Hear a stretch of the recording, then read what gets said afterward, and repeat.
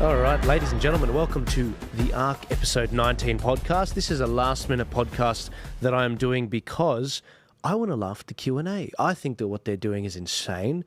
They had an outrageous podcast, you could say, show before the US election, and I thought it was kind of insane because we saw a situation where they were bad-mouthing Trump before the election. They had no opposing voices, and it was like, well, where's the voice of opposition? Well, tonight they are actually doing a show talking about the misinformation bill. They're talking about why we need censorship. You know, should Kevin Rudd step down as the US ambassador? Should we see a situation like how do we manage Trump in a Trump with Trump in office? So to help me get through this particular topic, I've got a familiar face, Shakeel Latimer, who has jumped in last minute. Thank you, Shakeel, for joining me as always. The question is, are we still going to be friends afterwards? Because I don't think anybody could convince me to watch the ABC. But I'm taking one for the team just for you, Joel. Mate, honestly, the content for this show, it writes itself when it's the ABC happening. They, as usual, you know, in the past, they've started with their welcome to country, and it's just been, you know, a piece of crap. The whole thing, the way the show's been done, the way they don't represent both sides, and I think that's why it's so, you know, it has a bit of a gag reflex with people like you and I that actually enjoy having discussion, having, you know, the best ideas debated out. But there's none of that. And I think that, you know, the art of debate, we're losing it. And Q&A used to be quite a good show, maybe 10, 15 years ago. But yeah, that was back when it was a bit more balanced and the audience wasn't as stacked. Even Media Watch. Media Watch was a great show that used to keep an eye on media when they step out of line. And that's become just very, what would you say, politicised now. You know, the ABC, it is a resource for this country. They really need to get their act together, and stop pushing out this nonsense that nobody wants to watch. It's nuts. Guys, if you're listening online, I want to engage with you guys. I want to see what your thoughts are. Go over to Rumble, click the link in the description, click the link in my bio. If you're on Instagram, click the link in my bio and you can watch this properly in landscape on Rumble, on YouTube. But if you comment on Rumble, I will be looking for you guys. It's one of the safe platforms we have, and I want to look at your comments. I want to bring them up. I want to read them. The show is starting in about a minute from the ABC's Q&A. As I said, they've got an interesting lineup. They've got Zali Steggall. Zali is someone who is a Teal. She's a member of Inner Sydney. I think 60% of her seat voted no. And it's going to be a really interesting podcast that we go through in terms of the panel. Sorry, I said Zali Steggall. It's not Zali Steggall. It's Zoe Daniel, but all these Teals, they all look the same. And I'm just going to say it like that, and I'm not going to apologise. Zoe Daniel, she was the first female elected to the federal seat of Goldstein. That's actually in inner city Melbourne. And prior to politics, Zoe spent 3 decades on the front line of news and current events in Australia and internationally as a 3-time foreign correspondent and former ABC News United States Bureau Chief. We've also got John Ronson, British journalist, author and filmmaker. We've got Tim Costello, brother of Peter Costello. He's at the Centre for Public Christianity, senior fellow and anti-gambling advocate. We've got this lovely looking lady called Charlotte Mortlock, broadcaster, advocate and Hilmer's Network founder. And she's also an anchor at Sky News, it says. And Claire Lehman, who I'm actually a big fan of. I've got some of Claire's work behind me, actually. Columnist and Quillette editor-in-chief. She's really good. I really like her. I think she's been really good talking against the universities and what's been going on there and the infection of wokeness in the universities. And I'm here for it. I think this is going to be actually quite a good panel, and I'm very much looking forward to seeing how this panel dissects the Trump win, dissects the misinformation bill. A lot of people have been asking me for an update on where that's at. The vote is not over until the 28th of November for the misinformation bill. So I'm very much interested in seeing how that goes. But any moment now, they will be starting. And I'm really interested. So how long has it been since you actually watched the last Q&A? You know what, I'm not even sure. I mean, I don't watch much of the ABC at all. I think the last few things I watched was the pre-election show, bits that you actually sent me. Right. Right. Because I just don't watch legacy media, and I'm certainly not going to waste my time on the ABC anymore. Yeah. So By the way, guys, we've got 1,000 people listening live right now across the different platforms. We're on about 20 different platforms, like 4 on Facebook, 4 on YouTube, 4 on everywhere. The ABC's Q&A, sure, you've got a lot of people watching on TV, but they've only got 71 watching on YouTube. It's Shakeel. Shakeel's new to this. He's sort of seeing, how big the sort of social media thing is compared to legacy media. I love giving it the stats to sort of conceptualize how small and fragile they've become, But yeah, it's it was the last thing I ever expected was to be on a podcast. I've got no idea what I'm doing, but you tell me that people like seeing me, so I come on and share my opinions. If you love Shakeel, if you want to see him back, please comment in here. I'm about to bring up Rumble. I want to see what you guys are saying because I want to actually read out some of your comments and go through the podcast. Can you comment to me, guys, when the last time you actually watched? You know what's funny? We've got just as many people watching just on one Rumble page as they do on their YouTube waiting right now, which is, I think it's insane. But if you're in the live chat in Rumble, tell me when was the last time you guys actually came on here. But that really does say something, doesn't it? And we're talking about legacy media in the United States as well. It really does show that they're so out of touch, right? Our politicians are out of touch. Who asked for the misinformation bill? Was there any public support for that? But they just did it anyway. So it just shows how out of touch all these people actually are. And was it you guys that said to me that the ABC have moved their headquarters? So this show, this Q&A, is that being done out in Parramatta? No, look, they did set up a headquarters in Parramatta because they wanted to sort of make it a little bit more connected to the community and all of that. But now it's just making Parramatta more woke. No, look, they with the Q&A show, they sometimes host it in Queensland, New South Wales, Victoria. They do move it around a bit, which I think is healthy. The Q&A show, but do we know when this one's being? I'm not sure, but they usually announce it at the start of it. So I'm actually very much looking forward to seeing where they're hosting this one. I would imagine this one's probably being held in Melbourne. Yeah. They are starting surprisingly late, but that's okay. A few people have been sending some comments. Guys, again, go to Rumble. If you're on the different platforms, click the link in my bio. I want to see your comments. One person said that they're already getting secondhand embarrassment watching the ABC, and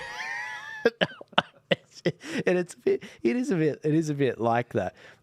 Someone said, used my wrong account.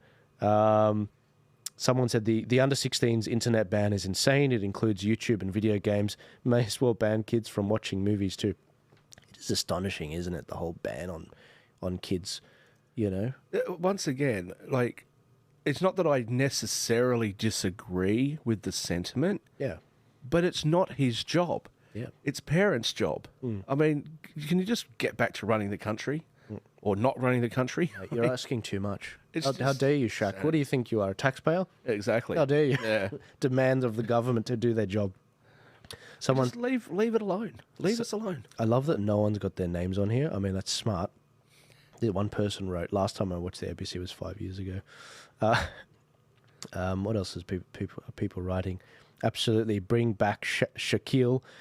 Actually would like to listen to more of Stephen Shavura. Hasn't been on in a while. Stephen has a open invite to come anytime he wants. In fact, I was chatting to him today. Unfortunately, he's actually not going to be in the country for a little while. He's going to be in the US over the Christmas period. So I definitely want to get Stephen back.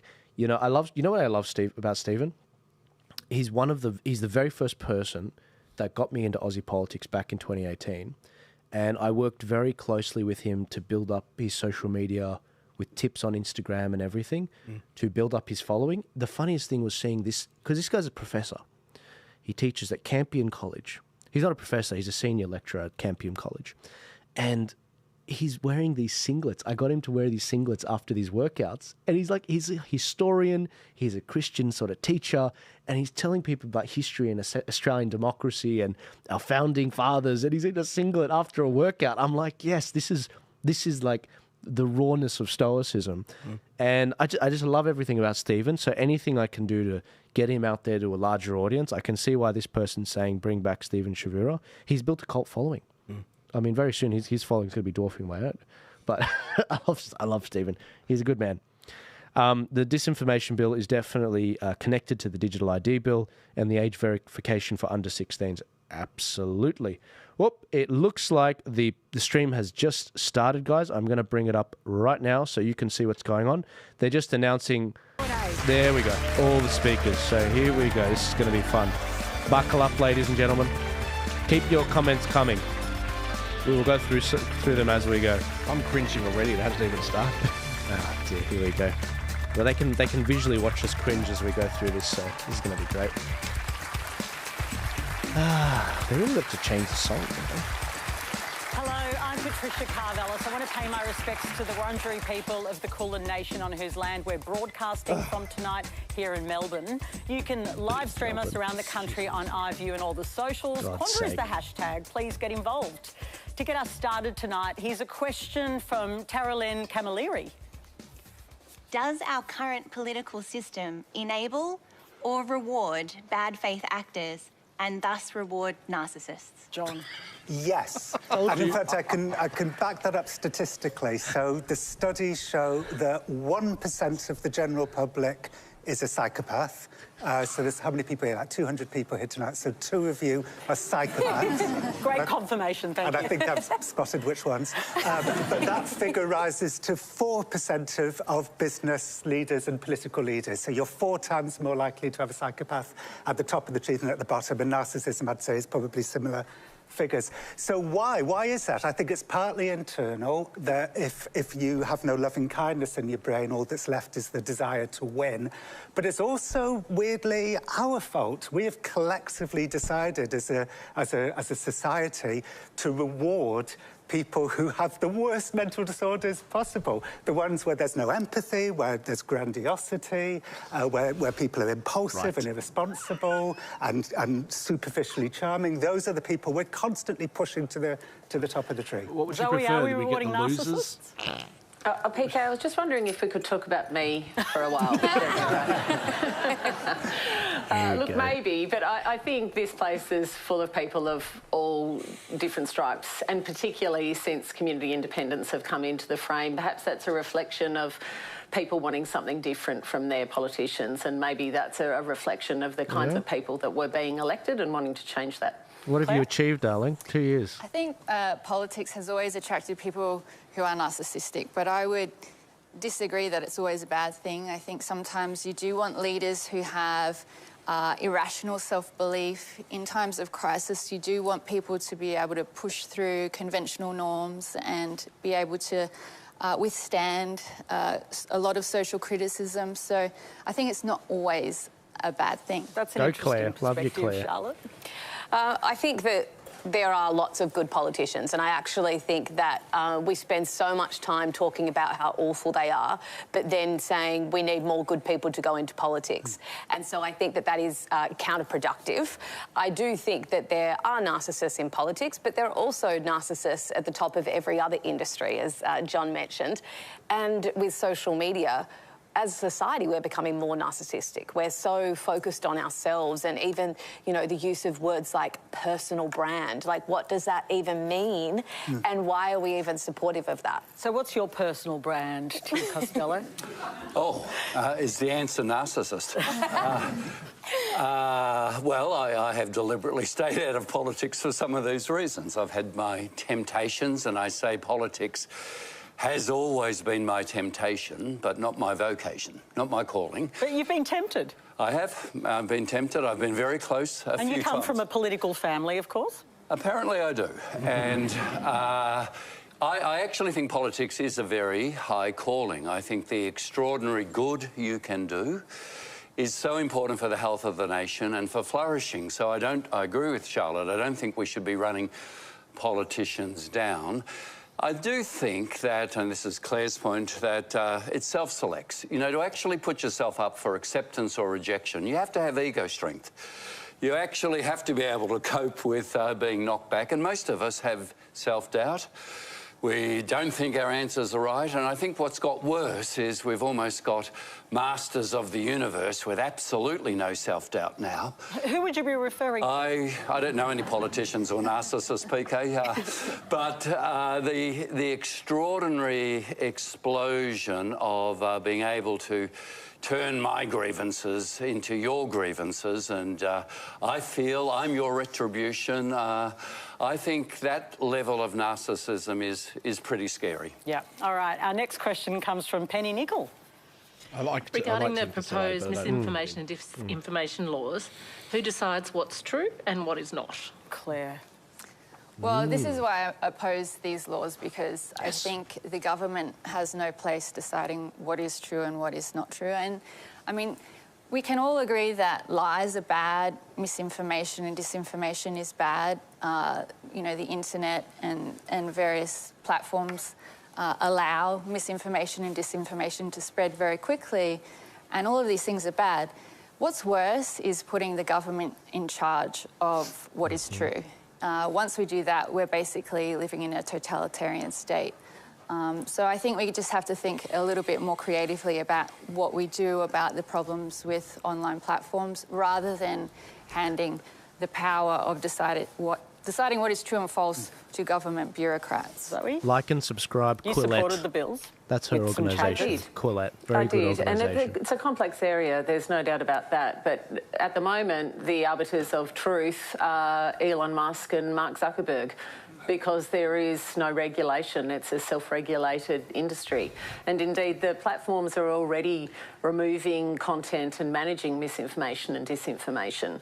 What the recent legislation seeks to do is to put some guardrails around that. So to say to the platforms, we want you to let us know how you're managing the areas where we think there could be a problem in regard to misinformation and disinformation, and to create some accountability. At the end of the day, they should be accountable for what's on their platforms, and they should be accountable to us, the people, not simply total control the only place that voted for the voice.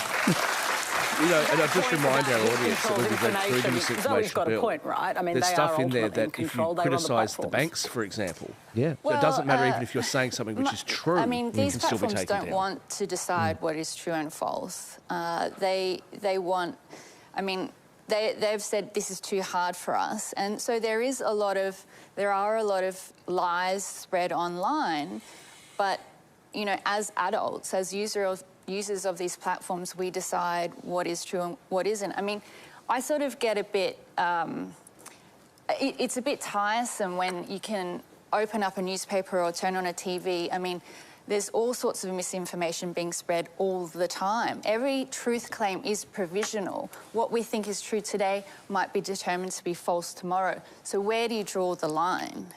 John, is there no universal truth? I mean, there are certain things which are verifiable facts, are they not? We can't let go of that some things are just true, evidentially Absolutely. true. Yeah, absolutely. But I would say, going back to narcissism very briefly, another problem with having narcissists in charge is that narcissists don't really care very much about the truth. They care about themselves. People often wonder, why is there a rise of conspiracy theories? A lot of that is to do with narcissists in power, because narcissists want to be the smartest person in the room, and sometimes the way to do that is to come up with some counterintuitive information that nobody else has, which quite often is untrue information, like conspiracy theories and so on. Like wokeism. Where I agree with you, Claire, like wokeism. is that there's lots of different Men ways can be to lie. women.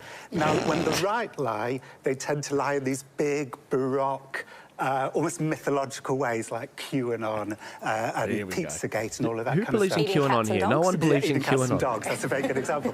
When the left lie, it's kind of more subtle. It's like it's lies by omission. It's like leaving there's more than certain two voices agendas. out of the Like debate. Russia stole the It's like 2016 subtle election. biases. So people who are in charge of you know, deciding what is and isn't misinformation, I think can be prone to just thinking about the big lies that come from the right, and then they allow the little lies that come from the left. The little lie, free this pass. freaking How dude. do we police opinion? I mean, if you go onto Twitter, for example, most of what you see is opinion, and some of it is very inflammatory. People, you know, have very strong opinions. Twitter, of course. You know, how do we determine what is a truth claim and what is an opinion? I mean, it gets so complicated, and I just don't think bureaucrats will be up to the task. I don't think they're going to be up to the task, and I think that is because they're narcissists, because social media, the giants, have not self-regulated an iota, and that is obviously everyone's ideal situation, that they do self-regulate, and they have no intention to because they don't care, because their engagement off conspiracy theories grows. And I do think that, going back to how all of this started and talking about opinion, Trump has taken advantage of, I think, a media landscape that didn't do a good enough job of being the fourth estate, and didn't do a good enough job of differentiating between opinion and fact. And he went right through the middle and said, fine, if you guys are going to be biased and not report on the truth, then... And that's how it's happened. Yeah, well, that's exactly the point. You know, we cheer on the collapse of institutions for good reason. Institutions have let us down. They leave out the voices that we find unpalatable. Priests abuse children. There's all sorts of reasons. So is that what's happening in the US? There's a cheering on of them. Oh, absolutely. He's an academic, classic academic. But what happens in the absence of institutions? We cheer on the collapse of institutions. When institutions collapse, narcissists thrive. So that's what's happening in the United States. I'll tell you one positive thing, though, in all of this. It's the kind of person that would talk down to you. Well, a positive thing, you know, in Elon Musk's otherwise monstrous reign, like I have very few positive things to say about Elon Musk, but he introduced this thing called community notes on X, and that seems to be really working. It's this idea that we, the people, can actually figure out what's true and what's not true. You know, when you see, like, all this AI stuff on Twitter these days, I refuse to say X, although I guess it's too late now, what you see underneath these pictures of AI is all these people go, well, that's just AI. You know, everybody was, like, scared that we would all get, like, confused by what was true and what's not true. But I think we're being quite good, actually, at readapting to this new world, and we're quite good at figuring out what's true and what's not true. And the beauty of community notes is that it's not centralised, it's decentralised. So there's people all over the world checking each other's blind spots, and that's how we work out what is true and what is... So, Tim Costello, it's all working, community notes were sorted out? To call it X? Isn't he dead naming the company? Although I'm the last person to ask, I was on Facebook for a nanosecond, and when my 3 children all defriended me, I got off. I couldn't cope with the rejection, so I know... Why would anyone defriend you? Go ask them, exactly, PK.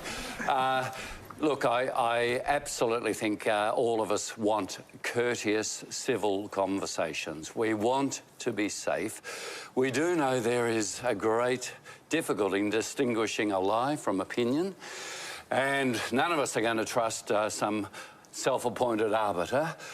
But John's point about institutions is so important. You know, most of the institutions from last century that fragmenting, whether it's church or unions or political parties or military, and they've all perpetrated abuses. Actually, we need a framework, and we don't have one now, and it can't be Elon Musk. Right. So, Zoe, returning to you... Some people go online just in order to have an argument. Literally. Sometimes people go on just to sledge each other from behind their laptops, behind an anonymous name.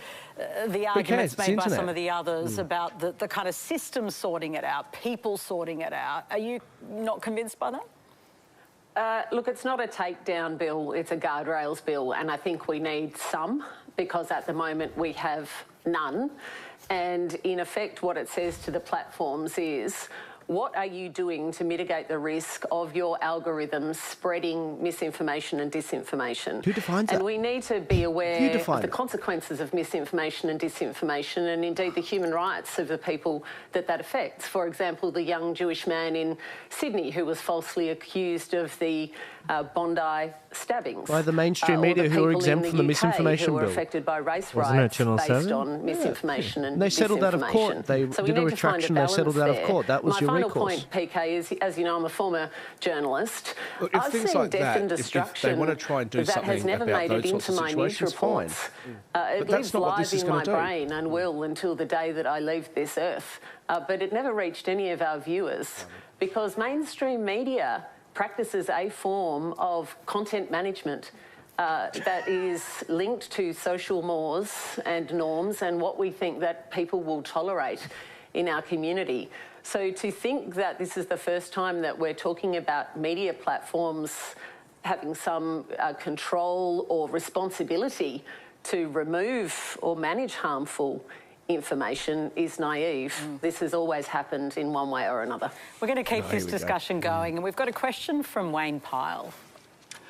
To prevent wealthy interest groups and individuals from buying political candidates and selling agendas, what is the argument against public money being used and capped equally across all candidates? Well, we'll start with you, Zoe, because clearly this big bill has a lot to do with, will have a big impact on independence. Yeah, so we need to get big money out of politics and we need to make some changes, and electoral reform is a good thing. So transparency, real-time disclosure, lowering the disclosure thresholds, all of those things I support.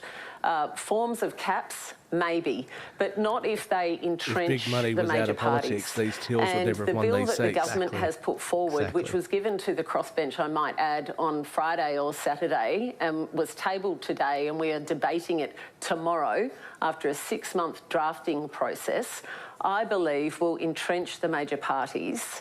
And it's funny to me that they've been trucking along happily together until they're under threat, and now suddenly they've made a deal, really the first time I've seen them cooperate on anything since I've been here, to put through legislation that entrenches their power.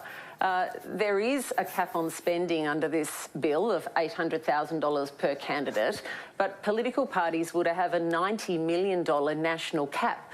Now, they could advertise in marginal electorates like mine, saying vote Liberal or vote Labor, and that wouldn't be under the candidate's cap. And they have massive national brands that already give them an enormous advantage. More than 30% of Australians at the last election did not vote for one of the major parties. And unfortunately, this is a blatant attempt by those parties to cut those communities out of the frame. That's right. Wayne, what do you this make goes of after the Teals, and this goes after all the minor right them, parties. This will actually wipe out all that 30% of people that aren't voting for Liberal or Labor. I'm concerned that what I've seen in the last election, where $1 billion was spent on one presidential candidate, I think in Australia we're unique with a compulsory voting system. You still owe $20 million at the end of it. I'm starting to see that the political debate and discussion in our community with all these mechanisms of social media has been watered down. And I think that's where independents have come in, that they're talking at a different voice. I just believe that if there's going to be money spent, that it should be equal across all candidates in each electorate, so that they all have an equal voice and can put up an equal argument and debate in their respective communities. It's an interesting point you make, Wayne, because the government says that this is about getting big money out, and tonight Clive Palmer has spoken on ABC TV as well, talking about that. He's obviously challenging it in the High Court. Tim Costello, are the laws fair enough, or are you worried about the impact they'll have on new entrants into politics? What does that mean? That anybody could run for politics and get an equal amount of money than the big guys? Is that what they're proposing? We'll get into the detail after. Absolutely support I'll explain. But if the taxpayer is going to subsidise that, and we are, the taxpayer has the right to say what Wayne just said, namely it should be equal for all the candidates. I am very worried that the structural problems in the major parties won't be addressed this way. And we know they have structural problems in engagement. So why did the Teals do so well? Pre-Teals, it was Cathy McGowan around her kitchen table, particularly with women in a community, saying we want to participate. That actually rejuvenated politics. It then became Teals. Involvement, participation, energy, new ideas. I think this stitch-up of the duopoly is actually killing that off. That part really worries me. Charlotte, you're aligned with the Liberal Party.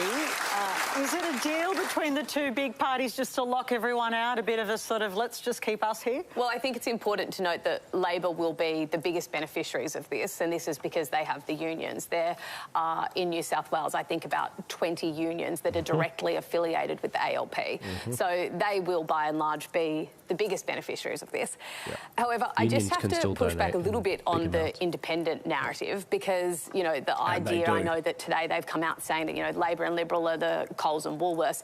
And I do think that in a political campaign, you always want to pitch yourself as the underdog because Australians love backing an underdog. And I do think that the Teals consistently push a narrative that they are the David and the major parties are the Goliath. If you look back on the last election, the top 7 highest spending of electoral seats, the top 7 were all Teals. So that is money in politics. Okay, but the question is... It's true. But you know, you want to know. This chick, I like her. You want to know about an underdog, Pauline Hanson. Oh, yeah, 100%. And what the way that she has been treated by this I country. think it's a better appalling. alternative than having billionaires like Clive Palmer or Simon Holmes a court funneling money into independents who are campaigning on single issues. So when you're getting independents who campaign and make promises to their electorate that they can solve a particular issue, whether it's climate change or something else, it creates dysfunction in our parliament. The thing about the big parties, you might disagree with them, but they know how to govern, which means they know about compromise, they know about pragmatism. When you're getting token independents who are sort of can be populist, and I'm not just picking on the Teals, like Clive Palmer's Senator Babette is a populist. I mean, what do they actually add to our parliament? Well, Zoe does not like this at all. Have something to say about that. UAP got like let me a add massive amount of votes around the country. He represents a lot of people, you know, and they weren't buying what the majors were selling. Any compromise or reasoned conversation between the two major parties for many years before I was in effect dragged kicking and screaming by my community to run. She keeps talking about herself. Because the crossbench had to create a bridge between those two combative entities where one says, I want to do something, and the other one says, nah. And there is zero collaboration between them. All they do is fight, roadblock, and we don't get progress on big issues. And that's why independents like me are there, because our communities got together and said enough is enough is enough. And they fundraised and they scraped up money and they got together volunteers and they put on T-shirts and they door knocked and they convinced targeted people only that there blue was a ribbon better Liberal way of areas doing and politics. no Labor areas, And I just think by the coincidence. last 3 years has been incredibly productive in terms of the way the independents have dealt with the government, and long may it last. Please, let's not go back to what it was before.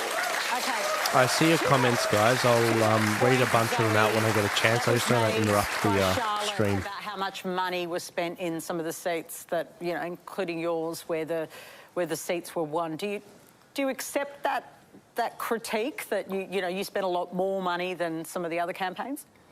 Yeah, because my seat was a safe Liberal seat since Federation, and I had to build a brand in 5.5 months to win an election against a juggernaut that is the Liberal Party. Now, if we level the playing field so we really all do have a fair crack at it, fine. But that's not what this bill does. And indeed, I'm now an incumbent, so I have an incumbency advantage. I have an office, I have staff, I have the money that comes with each vote that the government's trying to get through if this bill passes. But what about new entrants, new independents across the country where communities are mobilising? They will be totally nobbled by this legislation. So sure, get the big money out, but take the power of the major parties out too, because this playing field that they're creating is tilted in their favour. Charlotte, on that, I just want to put to you... She's not wrong. She's on the left, but she's not wrong. Because you say, the unions and Labor do pretty well. Well, why are the Liberals agreeing then? They must really be more worried about the Teals than they are about the Labor Party. Well, I think in essence, everyone can agree in a common sense approach, I think, to a lot of the points Claire made, that trying to get money out of politics. We don't want Australia to follow in the United States' footsteps where we have these massive super PACs and, you essentially have people like Elon Musk massively controlling it. So I want to see Cardi B over here for the next Labor endorsement. The idea of individuals Shaq for the having voice, Shakeel. caps is very Shakeel and Elbow. important. And that's just to, Zoe, your point there. You said, you know, you only had a 5.5 month to build a campaign and you wanted, you know, to take the Liberal seat. But do you extend that same understanding to Senator Babbitt? Because do you support the way that they spent all of the money in your seat? Is that okay, someone like Clive Palmer spending the exact same, you know, or if not more, for his candidates?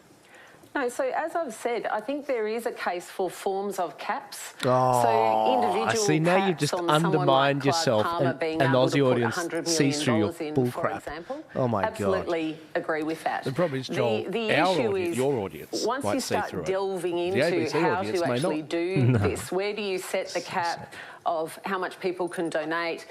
Where do you set the cap of how much people can spend? How do you create a level playing field between a total newcomer? Can I translate what you're saying? We thought that this was just going to be an anti-Clive Palmer bill, but it's actually they didn't need our votes to do that. They just partnered up with the Libs, so the Libs get what they want: kill off the Teals, and One Nation and Bob Katter. And the left-wingers, they can try and kill off the Greens that are taking these inner-city seats. That's what this is. Of living pressures, or set ambitious targets for Australia's climate future. Tim. I believe they've got to do both. Champ. I think the American election is proof that cost of living, even though the figures weren't too bad under Joe Biden, but people felt they were not better off than 4 years ago. That killer question from Trump, actually, I think was the reason, along with migration, immigrants, for the result. Look, I've got 5 grandchildren. I actually am very, very worried. I woke up after the American election feeling quite existentially in grief about drill, baby, drill, and what does that mean for my grandchildren. I like Tim felt the Costello same so much, existential but I grief just for I Ukrainians, don't agree with him on for this. Palestinians. Yeah. So there is this sense that there are bigger issues than just the cost of living. But the guardrails in a democracy, we now know, if you're going to have progress in climate change, you have to address cost of living. You have to have safe borders. You can't have the back door open, as we saw with the Democrats, and it killed them. There are things you have to do, but to set one off against the other, we have to address both. Claire? It's a very tricky problem for politicians. Even though we would like to have it all, we would like to have lower power prices and increased clean energy. It doesn't always work out that way, and the current government is experiencing this. You know, they promised that our power bills would be cut. They keep going up. So it's a huge problem for politicians. Why would anybody in this country trust a promise from the Labor Party? One thing that you know, Australians should be mindful of is that even if we get our emissions to zero, our emissions are cancelled out by China within 15 days. So a year of our carbon emissions are about 500 million tonnes.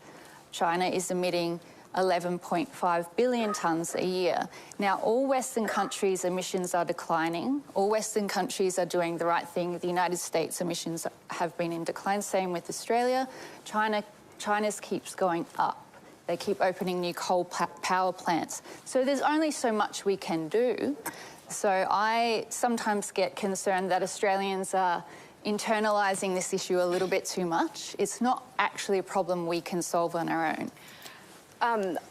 I really think that when it comes to these, I think it's a fantastic question, because I think that progress is a privilege. Like, we only get to make progress on things when people have their day-to-day under control, because otherwise they do not have the bandwidth to think long-term about the warm and fuzzy things that will make the world a better place. If they cannot put food on the table, they simply can't do that.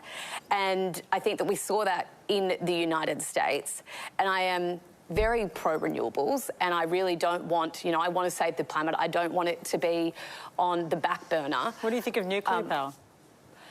I am absolutely fine with having the conversation about nuclear. I think there is no reason... The conversation is one thing, but the actual offer to do it. I don't actually like, I'm not an economist, so I don't know, because the question is about the economy, so I wouldn't be able to measure up the she didn't say no. profit She loss didn't say no. I just think she's trying to but I would say I would be very open to lifting it's the ban so controversial. on nuclear. I know that, you know, places like the UK have had, you know, their own experiences with nuclear. All I want to say is that one of the only places that I can see in a policy space that can work in a cost of living crisis that is pro-renewables is home electrification.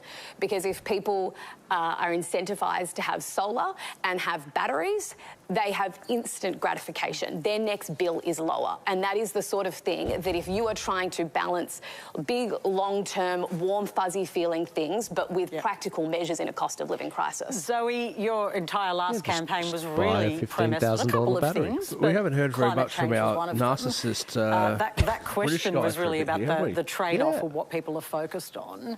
How are you approaching it now? Climate change is not a warm and fuzzy thing. Climate change is... Freak out. Everyone freak out. It's going to blow up. The world's going to blow up. It's not a warm and fuzzy thing. Freak out. You know, no wonder kids are freaking out right now. Highest anxiety levels ever. Thank you, Zoe. People like AOC telling young people not to have children. Yeah. Thank you, Zoe, for freaking out and how to deal Gen with Z. it. And also, cost of living and climate change are interconnected. One of the most underpinning elements of inflation, for example, is the cost of insurance. I don't know about everyone in the audience, but I almost fainted when I got my insurance bills this year. And that's because the insurance companies across the world are factoring in climate change. So we have to continue to address this as a long-term issue with renewable energy transition. And I absolutely agree that part of that from a cost of living point of view is household electrification, solar, batteries. This is low-hanging fruit.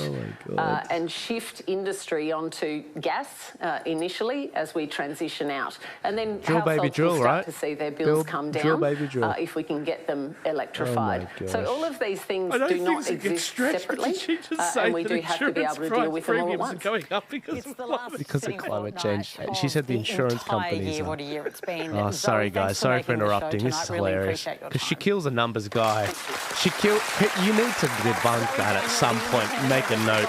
Because that is really funny. This is my industry. I know. That's with John Ronson, Charlotte Mortlock, all right, let's go back Tim to Costello and Claire Lehman. Next, we'll hear a question from we're up to Dylan Peters. Hello, Dylan. I'll have to mention that next time I'm talking is, does Trump's engagement with these podcasters like Joe Rogan endorse the permissibility of these hypermasculine ideals? And in turn, what effect does this have on young men in Australia? They love it. Well, because it means we've obviously become anti-feminist fascists. Courted Alex Jones in 2016, which seemed like a very counterintuitive and frankly terrible idea. It works out well for him, and Trump's done it again, courting people like Joe Rogan. I mean, the fact is, it's a strange time to be a man. Is it? Why? For you? I mean, all sorts of reasons. A lot of the things that men, both privileged and unprivileged, have relied on all these years, certainties, have crumbled. Factory, for working class men, factory work, those Rust Belt towns are crumbling. And then, these sort of disenfranchised men then turned on the TV. And adverts on TV, everyone's watching, I didn't realise that's what my face looked like. Basically all portrayed as like doofuses who can't get anything right and have to be bailed out by their more capable wives. That's basically how men are treated in that's the premise of The Simpsons, isn't it? Well, yeah, sure. I mean, it certainly grew up, as a result of The Simpsons and Married with Children. That's when you got a big renaissance there. It's a weird time, it's a weird time to be a man. OK, it's a weird time to be a man. Just remind us who Alex Jones is, too, for those if people aren't necessarily in particular internet, Look him how up. everyone's in their own Look algorithm, I'm not Right. He's actually right on everything. Algorithms are here. Right. Well, I was actually the first person ever to write about Alex Jones. When You're he was the first person ever to write into this is a narcissist club in Northern California called Bohemian Grove, where we witnessed world leaders having a ritual that culminated in a papier-mâché effigy being thrown into a bonfire in front of a giant stone owl. Now, I know that sounds odd, but that is something that me and Alex... Just a regular night. Right. That was a great night of my life, believe me. Alex, at the time, was a kind of, you know, local conspiracy theorist in Texas. However, he grew and grew and grew, and he's now the world's leading conspiracy theorist. Trump went on his show in 2016 and courted his audience who didn't vote, but voted for Trump. And then Alex started hounding the parents of children who were murdered in the Sandy Hook school shooting. Come on. So he became a much more nefarious figure. Because actually Alex is a narcissist, so he doesn't care. But you were the first to write about him. Well, I mean, he was the first to write about hearing, him. He was diagnosed by a... Look, by the Sandy somebody Hook in court as parents having a were narcissistic certainly disorder. traumatised. So, He's like, that's not apologised me, about this. you know, Yes, armchair and he diagnosing really him. He shouldn't have actually done is a that, narcissist. but this is a stretch. Actually. And now he's got a $1 billion judgment against him by the parents of the children killed at Sandy Hook. And so his media empire... Well, I thought it was a trillion. The panelists I thought it was a trillion. Dylan, I want to bring you back in. You've asked this question about these kind of hyper-masculine ideals and the impact they have on men in Australia. What concerns you? Well, I'm a high school teacher, so I guess what I'm beginning to see in my classroom is sort of the regurgitation of those statements without much forethought or knowledge by young men in particular. Yeah. I mean, this if is your the kid goes to that school, rip him out. These Rip him out right now. Gravitating towards the likes of Andrew Tate and these kind of awful manosphere people. And that's because, I think to a great extent, it's because the tech billionaires, they want us all fighting with each other. They want identity politics down here. They want men hating women and women hating men, because that means people like Elon Musk just get richer and richer. The real problem in society right now is class. It's not identity. But it doesn't benefit our leaders for us to want to think that. So instead, they get us. It's bread and circuses. They want to get us all fighting down here. Yeah. And is it working, Claire? Are we all just fighting? We're all in our little camps. I think so, but there's really interesting data that's come out of the US election, and it doesn't neatly fit in with our identity politics narratives. For example, white males actually moved away from Donald Trump at the population level, and Hispanic and black male voters had a huge increase in their support for Trump. And, you know, why is that? There's lots of different reasons, but one reason is because people that look Hispanic like us, the and ones black that were men left behind are more traditionally masculine than, you know, white middle-class progressive men. And I think, you know, there's been an issue, they're more comfortable with notions of masculinity. That's what the survey data shows. I think there's, you know, we have demonised maleness, we have demonised traditional masculinity, and so when there is a vacuum, you get these people like Andrew Tate coming in and filling it. Yeah. Andrew Tate's bloody legend. Can I just say, for so many men, that. the He's doing adjective what the always government before isn't doing. masculinity is now toxic, and I think we know that our wives, our partners are smarter than us, they're earning more than us. There is this sense of a profound shift from our father's day, and there is profound insecurity. And speaking to teachers up on the Gold Coast, I remember a female teacher stood up. She said, "Look at me, I'm 5 foot tall. The Year 10 boys in my class terrify me, have me in tears. They are all watching Andrew Tate. I do not know what to do." Yeah. And then right around the room, other teachers started saying the same, particularly women. So there are toxic males, but it's not all males. So what do you want to do? And it is ban them interesting. from I think, social media. That's what you want to do. The under-30s men, Joe Biden Put won them all on estrogen. them by 15 points. penis. This year, under-30s men, Trump won by 14 points. So the flip for under-30s men is very, very dramatic. Something because we're fed is up. going on, and we have to address it. Charlotte? I was just going to say, Tim, you spoke to like that sense that women are, you know, doing all of these things. I think what has happened is that, and I spend my time talking about how women are systemically, you know, disadvantaged in politics. And I definitely women are still disadvantaged in a lot of systems. So apparently, like, there's a disconnect going on here. So we're hearing, you know, men feel like women are earning more, and but then women aren't running the companies. What it is, though, it's the cultural aspect. And at the moment, so I think in the systems, women still aren't earning the same. We're still not represented in Parliament in the same numbers. And what we are seeing, though, is that culturally women have become superior. And I do think that we see that in pop culture in a lot of different places. And I just think that as Why is she wearing a Saudi woman jersey? who is very vocal on women's issues, it weighs heavily on me that you can be pro-women without being anti-men, and we do not need to demonise men. And I think there is something funny going on at the moment, and I think this goes to your point, where young men are being kind of infantilized as well by women, saying, this is the podcast you can listen to, this is the, you know, where... And I don't think that's helpful. I really think that's counterproductive to what we're trying to achieve. Yeah. You keep referring to toxic masculinity. But I'm expecting. Where is the guy on the panel that is just going rah rah rah? No. Yeah, he's trying to find his tampons. Rungs have male feet all over them is scant comfort for the rest of the men who are more and more disenfranchised. Yeah, it's a really powerful point. I think that's absolutely true. And the fact is, you know, to a large extent, it's just the way the world is going. When the agrarian age made way for the industrial and post-industrial ages, I think men were very good at persuading everybody. I the fact really that we were very dislike good this in guy. fields as farmers. You know, you could just see he'd be talking to him and he'd just be But it clearly wasn't true. suave. And the fact is, women are You just better know at when you shake his sitting hand, it's still, wet. paying attention. The things that are important in offices now are values which are better suited for women. You've all equally sat still, waited for your turn. I just won't accept that. Now we have a question from Oscar Edwards. How will governments and other organisations engage with youth when the youth social media ban comes into effect? Oh, Oscar, that is a good question. Yep, that's right. Oscar, He's very pleased with I'd just himself. love Labour to and hear Liberal are voting from you for this, about by the your way, use of guys. social media. Do you use it? Yeah, I use, my dad made me wait until I was 13, which was the Meta instituted recommended age to get Instagram and to get Facebook. I use it a lot to connect with people who work in youth advocacy. I'm a member of the Victorian Student Representative Council. I've worked with the Department of Premier and Cabinet and Department of Education, all things that were advertised to youth through social media.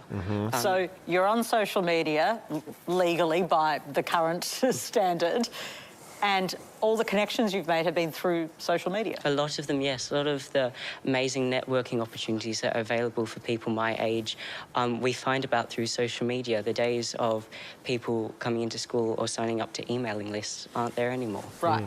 That's fascinating. And do you find it a sort of, well, I'm going to use the word that we've used before, do you find it a toxic place or is it a positive place? Perhaps both. Social media The way that I've put it before is social media is like a forest. It's a beautiful place with beautiful nature, but if you turn behind the wrong tree, there might be a bear waiting for you. This kid, this freaking kid, isn't that just beautiful? That kid's the wisest thing all show. That's also the case for adults, right, on social media. Claire, I want to bring you in because the question that Oscar has asked is a really important one. How exactly are those campaigns going to be run once social media is banned? Well, I don't think that this law will actually be enforceable, and I think the government knows that. They just want to pass it to give parents a bit more authority around the kitchen table. I really don't think it's going to be enforceable, and perhaps, you know, parents will have the discretion to allow, you know, young people like you to use social media. However, if they've got a daughter who's spending 9 hours a day on Instagram and she's, you know, developing a complex about how she looks, you know, that the legislation will give parents a bit more, you know, backing to get the children who are having problematic experiences off the platform. With respect, Claire, you are inciting young people to breaking the law. Yep. You're actually inciting people. Well, so when this passes, if you said that after, you're inciting people to break the law, even though the parents give you consent, it's against the law. You know, I bought some girly magazines when I was in year 7 from the year 11s, right? Obviously the internet existed, but not like it is now. You're never going to stop kids from accessing things if they want to see things. You're never going to do it. No. Why are they even trying? That's why I'm excited, because it will pass. If you've got Labor and Liberal, it doesn't matter what we do with the minor parties. It only makes up 30% of the votes. It will pass. And the really interesting thing is, the fascinating thing is going to be seeing how all the creative people in Gen Z work out a way around it. Because there are some brilliant minds there that they know how to code. Yeah. I don't know how to code. These kids, they know how to code. They know how to get around these things. They're going to come up with some really cool things that we're going to adopt as part of our movement. It's going to be, I'm actually very excited. It's going to unlock a whole new potential of talent. Sorry, I just discovered the space bar to pause, so let's get back to the show. Right, so you think it'd be used as a tool? Yeah.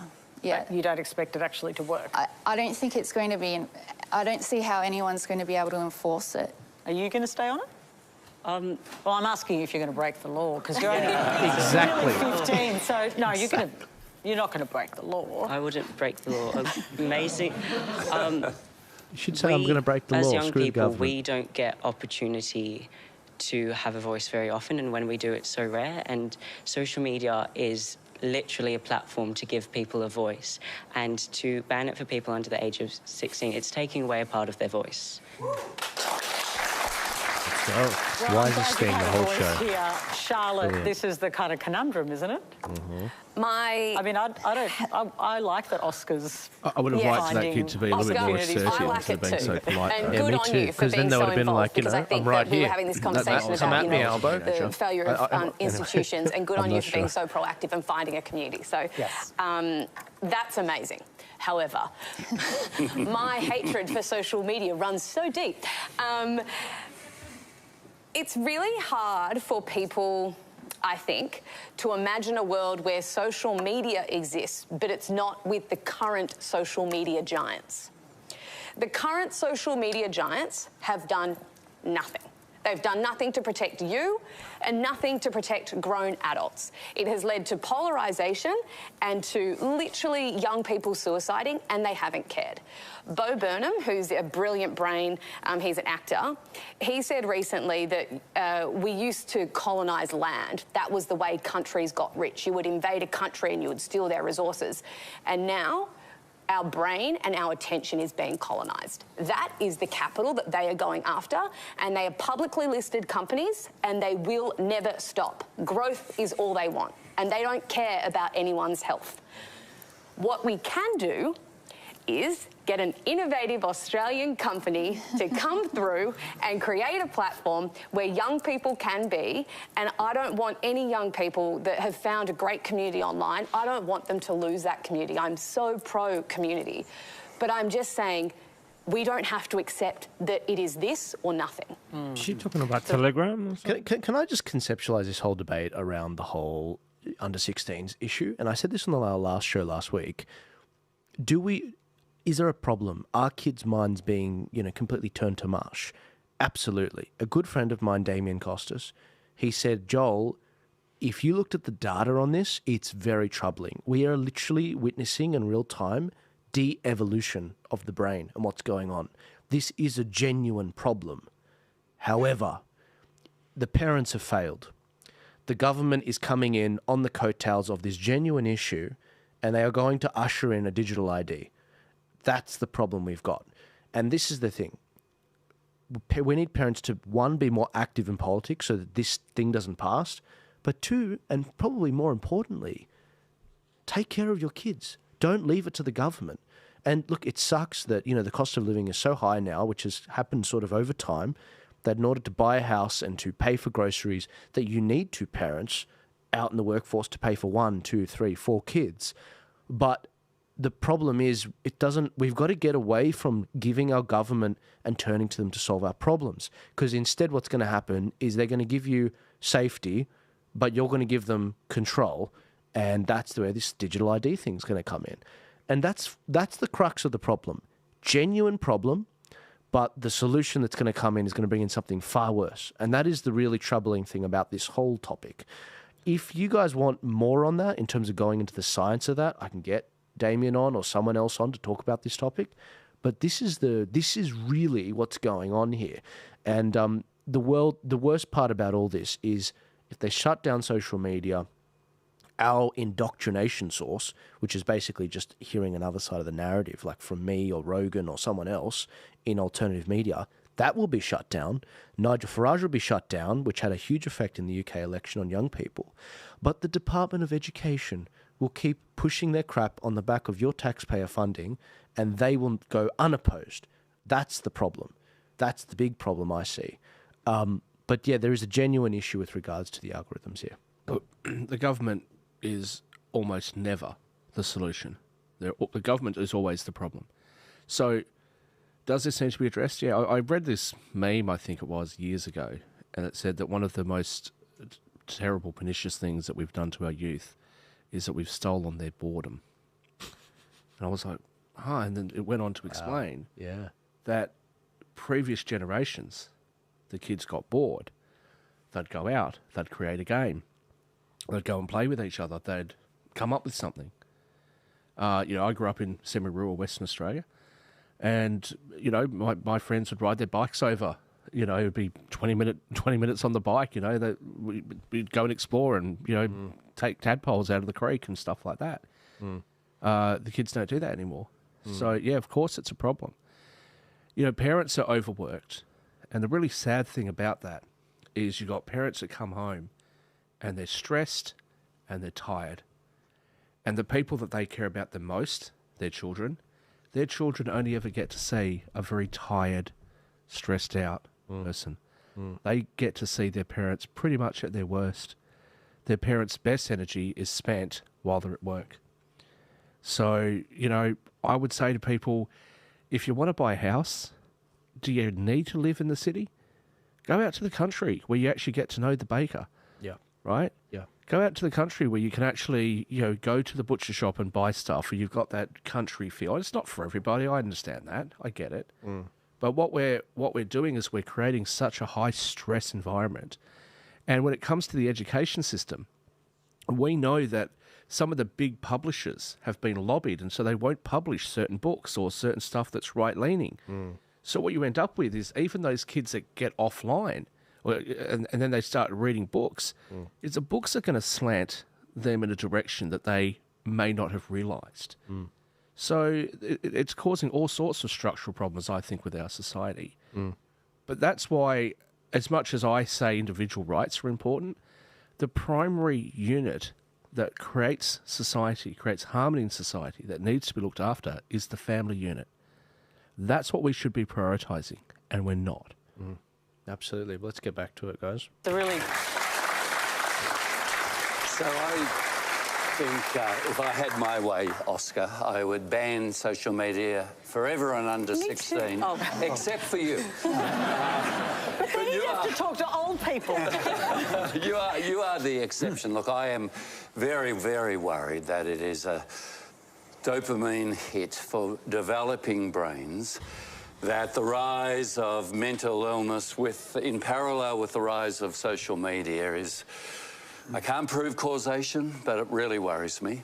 I totally agree with Claire. It's unenforceable. An 8-year-old's going to get around this with a VPN and set up a Facebook with their age. We all know that. But I actually think such as the anxiety of parents, and my son-in-law and his wife with 3 kids just said, I don't care if our kids hate us, they're not going to have social media to 16. They felt, this is last year they were saying this to me because they've just seen the damage. I personally feel that saying it's unenforceable is not a good enough reason. Having a conversation and saying we're doing it. Look, we have laws against burglary. We still have lots of burglaries. We still have lots of murders, though we have laws. Lots of laws are unenforceable. Speeding. But I do think giving parents who are profoundly anxious, with good reason, opportunity to have the conversation. But you're the exception, Oscar. Yeah. Can I just say something? This guy is an anti-gambling advocate. How is it that him and perhaps the panel, he's making the point, look, how can you govern this? But him and the panel are very much making the point, this should pretty much come in. Sure, it might not be governable and whatever, but how is it you're expecting kids to do what fully fledged, mentally developed adults can't do, which is get off the pokies, for example? I mean, we've all seen the images of these lines of pokies machines, these old people sort of getting that, what did he say, dopamine hit? but you want these underdeveloped kids to actually also try and shut it off and just immediately turn it off. Like, I think there was real opportunity there for him to make the point that he's in the anti-gambling sort of movement and lobbying. And he didn't mention it. He didn't mention specifically it's about pokies. Can I just say something that actually is completely irrelevant? Right, sorry to everybody. Monday night with Shaq. I just have to point this out. It just struck me the way he framed something. He said, "My son-in-law and his wife." Well, his wife would be your daughter, wouldn't it? Like, why didn't he say my daughter? And is it just me? Did that not sound like a really strange way to phrase it? I don't know. I'm not from that generation. I'm not from that. But who would refer to their own child as my son-in-law's wife? His wife. Do you think that's weird, guys? In the comments, is it just? Am I the I've weirdo? no It just seemed like a weird way to say something. Look, I was born yesterday, so I mean, I'll listen. I'll listen to my audience if they say, you're wrong on this. One person wrote in the chat, "I'm done with this crap. Good night, everyone." Anyway, I'll keep playing. You keep watching. You got some more brain cells, please. I'll get to your comments soon, The Prime guys. Minister even used the comparison with alcohol laws. I mean, you're underage, you're not meant to drink, but that doesn't mean no one underage has ever drunk, right? Have you not seen some of these events? So, John, we're having this big conversation, as you can see, in our country to ban social media for under 16s. And I know this conversation's beginning in America too. A book's recently come out, The Anxious Generation, I think, which is calling for a similar kind of ban. I got to say, look, I despise social media with the same venom that you do, I'm happy to say. I don't think banning is the right answer. And let me say something positive. It's reaching for a little tiny nugget of positivity amidst all the negativity. But I was talking to somebody the other day who said that their 12-year-old kid is much more savvy about social media than their older siblings. Because when it comes to quote-unquote cancel culture, I think what the young were doing was creating a set of rules that were impossible to live up to. They were creating a kind of draconian rule for it. And their younger siblings were coming along and thinking, we don't want this. We don't want to be walking around like in a minefield. If we say something slightly wrong, we're going to get destroyed for it. We don't want this. And I suppose that's my long-winded way of saying that I hope and think that as we grow up with social media, young people are going to become wiser and more savvy. They're going to readapt. But the whole Charlotte's point that it is so addictive and that it's the growth strategy, we're expecting a lot of them to just kind of rise above this crazy addictive thing, right? Yeah, a ban's never going to work. Yeah. There's no way it's going to work. But but what I'm saying is, I rather hope and think that as we grow up with social media, when I wrote my book, So You've Been Publicly Shamed, which is all about just how terrible social media was, I had this line in it where I said that we were on Twitter, we were like toddlers crawling towards a gun. Now we're like teenagers walking towards a gun. I think, as we get older and as we get more used to it, I hope that our relationship with social media is going to get slightly less dysfunctional. Just on the concept of the bans are never going to work. We all think the bans won't work because we're seeing it through the prism of everyone having an iPhone. And iPhones we can't regulate because they're owned by Apple. But an example of hardware is like the pinwheel phone. That does. If people stop buying iPhones for their teens and start buying them things like pinwheels, which is restricted, they can't get around that. Oh, yeah, that's a really good point. You wouldn't see a teenager throw Australia, mate. Australia, mate. Come to my house. In 40 years. Come to my house. Our next question comes from Afra Basha. As a young 19-year-old Liberal woman in today's political climate, I increasingly find myself to be one of the few young women in the Liberal Party. Some have attributed the lack of like-minded Conservative women to the growing subscription to woke leftist ideologies and the loss of traditional Conservative values. However, it is important to note that misogyny also plays a part in pushing women further away from the party. What can we do to encourage more women to join the Liberal Party and see them in positions of power? Well, Charlotte, this is... I don't accept that premise. I love you, young lady, but I don't accept that premise. In New South Wales, they didn't do pre-selections for so many seats. 13 of these seats, they picked 13 women to run, 12 of which lost. They overrode the membership vote. They never held a members' vote, and they picked 13 women, and they lost. It's not about us not liking women. It's that We don't like, incompetence. That's not to say women are incompetent. Let me give an example of a good female senator who wasn't pre-selected, Conchetta Fierravanti-Wells, senator for the Liberal Party. This is a factional game. This isn't a female game.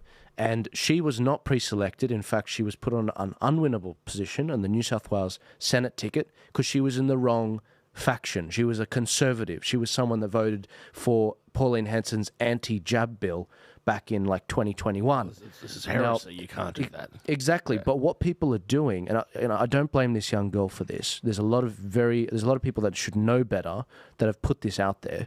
What they're doing is there's a lot of females in the Liberal Party. They're using the woman card in, not her, a lot of the higher echelons of it to get one up on some of their candidates that they perhaps may not be able to beat on competence or numbers or winning members' votes for pre-selection in these seats. So they play the woman card if they can, or they play the diversity card if they can. For example, we don't have enough Lebos in the party or Indians in the party or whatever. Take your pick, Aboriginals. And that helps them to escalate their ability to move up rather than do more for the community, get more votes and whatever. Is there misogyny? Of course, there's always misogyny in every single party. Is there racism? Absolutely. Look at all the last Labor leaders in the Labor Party. They're all white, but this is the problem. What we're seeing here is a factional battle between the moderates, between the left-wingers, and between the Conservatives and the Liberal Party. It's a lot more nuanced than the Liberals have a woman problem. They don't have a woman problem. There's a factional problem. They can't even pre-select their own candidates. Even today, we are months out from an election, and they still haven't pre-selected candidates in New South Wales for key seats because there's a factional battle going on right now. That's what that is. So, Joel, you know a lot more about politics, especially Australian politics, than just about anyone I've ever met. Oh. I think with that young lady there, look, I wouldn't have picked her for being 19. I think she looks and sounds like a 12-year-old personally. Right. And the reason I say that is I think somebody like her is going to have a difficult time being taken seriously, right? Because of her age, her age and inexperience. That is not a conspiracy against her. Just like when I was, a junior broker, right? And I'd brazenly walk in and talk to these, really wealthy people and try to get multi-million-dollar investments off them. It was never going to happen because they didn't take me seriously because I was too young and I was too inexperienced. The problem is that people like her, very smart, are told that the reason she's not getting ahead. I'm guessing here. I don't know this woman. Yeah, clearly that's what she's. She's probably being told that it's because of misogyny. It's because of sexism. It's because of racism. So when you tell somebody that, and they struggle to get ahead, or they see somebody else that perhaps comes from a wealthier family where the doors were opened a little bit easier, they can assume that actually the problem isn't something that I've done, it's just because of the colour of my skin or my gender or whatever. And that's some of the damage that gets done to a lot of young people because they don't realise that maybe right now the opportunity wasn't available to you, but it will be available to you in 2 years, or it will be available to you in 5 years. That's right. Right? So because she does look so young, I would assume that in a lot of jobs, depending on what she's trying to do, she would have a difficulty in getting people to take her seriously because she looks very young. She's sort of timid. She's got a timid voice. And I'm just going to repeat myself. And so she's going to get a false sense of what's actually happening. Well, let me give her what she wants. And what we all want is equality of opportunity. So when you join the Liberal Party, when you join the Labor Party, when you join the Greens or a minor party, what we want out of our democracy is an ability to have the same ability to fund your campaign as pretty much anyone else would, which is why Australia is one of the few countries that has taxpayer-funded elections. You want to have the ability to be a member of the party, do as much time as anyone else would have to. Maybe you've got to do a year or two of volunteering. You've got to be a member for 2 years before you get voting rights. You have to campaign within the party. So, people know you. You're part of the machine of the party. You put some blood, sweat and tears into the party to building it up. You do your years. Maybe you run in a few seats that aren't winnable. But the point is it's equality of opportunity. And if you have that, you can't complain. That's not what's happening right now. That is not what's happening right now. It's a factional thing where these moderates within the party, they're really left-wingers within the Liberal Party. They have stacked the Liberal Party. They are not allowing Conservatives in. They're not allowing Christians in. We saw this in South Australia. When Alex Antic tried to get hundreds of people into the Liberal Party, the Liberal Party establishment tried to keep them out. But unfortunately, there was too many people trying to join Alex Antic. He flooded it with members in the Liberal Party. However, in Victoria, in New South Wales, in Queensland, new members that are trying to sign up, people that perhaps watch this show or watch other shows, they're not letting them in. They're cross-examining them. They're looking at their Facebook. Oh, you liked one post from Joel or this person or that person. You follow this page or that page. No, you're not allowed in. That is what people are being succumbed to. So going back to the woman issue, yes, we should have equality of opportunity. You should have the ability to join the Liberal Party. You're young, you're 19, you should do a couple years before you get voting rights. You should volunteer in a bunch of campaigns, cut your teeth on how to hand out a how to vote card, build something outside of politics, actually run a business, do a bit of charity work outside the Liberal Party, and slowly apply to become a candidate at an election. I think the first election Peter Dutton ran in, it was an unwinnable seat, and he did a very good job in it. He was 19, actually, when he was pre-selected in that unwinnable seat. He did his time. He did a few more elections. Eventually, he won a seat. He did his time. He did his time as the Minister for Home Affairs, and eventually, he was trusted by the party to be the leader of the opposition. There was a build-up. Now, if anyone is denied that from doing similar things, then we've got a problem. Now, that problem doesn't exist in the Liberals with regards to going after women. That doesn't exist. Is there a bit of a boys' club? Yes, but that's because the establishment of the people, it's about who they know and trust and whatever.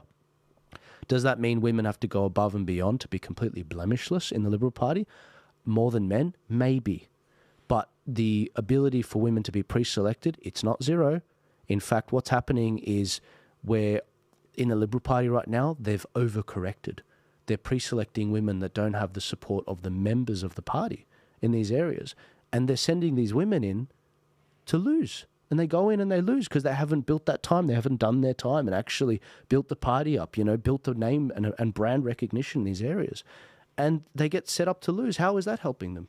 It reminds me of affirmative action in America, when affirmative action, it gets these black people that have no ability to actually keep up with people in Harvard, these top-tier universities, when they'd flourish in a Tier 2 university. No, affirmative action puts them in a Tier 1 university, sets them up to fail, and then they collapse all the way down to the bottom, and they just drop out. That's the problem with quotas.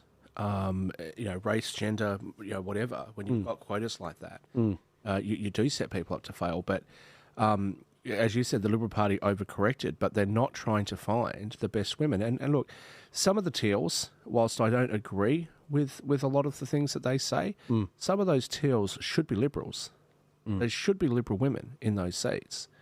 So, I think there's certainly a problem, but the other side, the Labor Party and left-leaning parties around the world tend to say, well, because you're a woman, we're going to put you into this spot. Yeah. And they put them in places that they can't lose in. Mate, we got some cracker comments. Sorry to cut you off. One person said, so how do we manage this situation with this issue when you've got, this is what the person said, so to put this out to the Brain Trust, how do single parents manage this with shared custody with regards to kids and social media and everything? Oh, well, I don't think it, this ban, I think it's ridiculous, and I don't think it's going to work. And let's be honest, most shared custody, one parent will do, I won't say most, but a lot of the time, one parent will allow the kid to do what the other parent won't let them do. Right? You see that all the time. You don't want your kid to play PlayStation all night. Your kid goes to the other parent's house, they play PlayStation all night. I mean, I just don't see how you'd ever enforce this. But the other thing to remember here is some of the damage that'd be done by you cutting off communication between your child and other people, extended family members and things like that. Right? You're going to cut them off. I don't get this. And again, was there community support for this in the first place? I mean, if there was, I'll stand corrected. But I don't think government was asked to create a ban. I mean, parents should already have the ability to control their children with parental controls on the devices if that's what they want to do. but kids aren't going to want them to. So you're going to enforce it by a ban? It just... Honestly, I think that the government should be taking a lot of these things to the election. They should, when you go to vote, you have your how to vote card ready to go and you vote for the lower house candidate, you vote for the upper house candidate, but there should be a whole separate sheet and there should be like 10 things on it. 10 things. Like 10 they do in the United States with ballot initiatives, right? They're brilliant ballot initiatives. Like, do you think cannabis should be legalized in California? That sort of thing, like what they do. But you should have like 10 different questions on different things. Yep. Do you think, and look, maybe they're not constitutionally binding. Maybe some constitutionally binding, maybe some are plebiscites that are indicators. But whatever it is, we should have more direct democracy, not less. And because when you get less, you get the misinformation bill just losing. It should be losing by 70%. I guarantee you, if you put that to a vote, we would win by 60 to 70%. I reckon it'd be high. I reckon it'd be 90% of Australians. But you know what, Joel? The reason that they're not doing it is because they don't want to. Because the reality is, the Voice, when it first was proposed, actually had the majority of Australians supporting it until the details became very hazy. People weren't sure exactly what was going to happen. There were some real concerns that were brought up. And basically those concerns, nobody even attempted to affray the concerns. What they just did was said, oh, you're racist, you're dinosaurs and dickheads, or whatever Ray Barton said. Like, they just, called everybody names and then wondered why people turned against them, right? What's happened since then? The only place in Australia that voted for The Voice was the ACT. Every other state and territory voted against it. Now you've got the Labor premiers around the country trying to introduce a treaty at state level. Why? What part of no didn't you get? The misinformation bill. Let's just pick a figure, 70%. If 70% of Australians don't like this and don't want it, they don't care whether you want it or not. They don't want the public to actually, I know I sound like a conspiracy theorist here, they don't want the public to have a say because the public's going to tell them very clearly, I can't swear on this, to go away, right? Let's be honest, how would an Aussie speak? Get stuffed. Yeah, I was going to say something else. Sure. But we don't want them to do this. Yeah. So what they're doing is they're doing it through the back door. When did the Labor Party, coming up to the last election, ever, I mean, maybe they did and I missed it, did they ever say that their platform they were running on was to introduce a misinformation bill? Was that something they were discussing? Maybe it was in the manifesto, but it was never talked about publicly. I don't remember it being public. But there just isn't the public support for it. So I agree with you that we should be able to have things like a ballot initiative or a mini referendum or non-binding plebiscite or whatever. So at very least, the politicians can get some feedback about what the Australian people want. Yeah. And the Australian people don't feel like they're alone, because otherwise you walk around going, am I the crazy person or does everyone else agree with me? We should have that. And in terms of the mechanics of how government would work, it would be a lot more efficient, because often what we have is a debate over, we won and we won on a mandate of this, and then the other side saying, no, you won on this, not that, and whatever. Whereas if you have a clear vote, this is the percentage of this, and this. It may not be a constitutionally binding vote, maybe a plebiscite, but maybe it is a constitutionally binding vote and you do give them information and they can look at it. I just think that I guess the question there, Joel, would be because we would say if it's a major change to how our country is going to operate, then it should be something that's voted on. But who's going to determine what a major change is? When John Howard citizen-initiated referendums, that's what it's called, sorry. Yeah. So you can citizen-initiate it. When John Howard ran on the GST, he actually ran on the GST. There was no secret that he was going to introduce a GST. It was the platform he ran on. John Hewson was unable to get it through. John Howard won, and he got it through. So do you need to have a referendum in those sort of circumstances? Probably not. But things like the misinformation bill or the Voice or anything like that, we should be asked whether or not we want to spend. How much did they spend? 400, 500 million or something on the Voice? It was $500 million. Like, we should be asked, is that something that you want to see our tax dollars spent on? It was $500 million from the Electoral Commission, and it was like 100 million for the yes side and 40 million for the no side. Yeah. And it's like, you could have built like a town in the Northern Territory. Like, you could have done so much. So here we have people saying that, oh, look, what we want to do is help parents by passing rules that restrict access for young people to use social media. Why don't you pass some rules that help parents with the cost of living? Why don't you pass some rules that help parents get a few more hours a day off work so they can spend time with their kids? Why don't you pass some rules that actually give the kids something to do? Because you don't want your kids out and about because of how dangerous things have become, you know. So why don't you pass rules that actually give kids something to actually aim for? But we're not doing that. We're not. I'm shocked by how many people are watching live. This is awesome. I think it's over 1,000 now across the platforms. It's almost 100 just on Rumble, which is not a very. It's one of my smaller. It's only like 1,000 followers on Rumble, so 10% of them are on. Whereas Facebook, it's like it's like 130,000 followers on Facebook, but the turnout's terrible because of censorship. That's why I'm trying to get you guys on a Rumble if you guys are on other platforms. We should finish this Q&A thing. But you can see we're very passionate about this because it's social media and tech amplifies evil. Yeah, if I have a chance to whinge about government, I'll never never toss it up. Here we go. Basically what you do. Yes. Yeah, so I think it's a great question, and I never shy away from our issues as a party. But I will say that I can see improvements, and I know that, in the media, people might not want to be too generous to us, but we are trying, and we are starting to see results in that. And in one of the ways that, Hilma's network is trying to contribute to that is about 8 weeks ago now, we launched our own podcast. It's not one of the crazy ones, don't worry. And it profiles our female Liberal candidates ahead of the next election. And that is one of the ways. I don't think it's also, just to bang on about social media again, having these super digestible bite-sized politicians. We actually need longer forms ways to get to know our politicians. And that is one of the ways we are proactively trying to create something that brings it to people wherever they're at, whether you're walking your dog, commuting to work, or, I really like that. So, Afra, I want to bring you back in. So you joined the Liberal Party, but you're saying you feel a little out. The question was about how misogyny. Yeah. And the actual statement, the girl started her statement was saying, I'm all against, wokeism and stuff like this. Yeah, yeah. And what's going on is the Liberal Party getting dragged further left? Yeah. Yeah, they're just trying to drag it left anyway. I was going to say there's one person...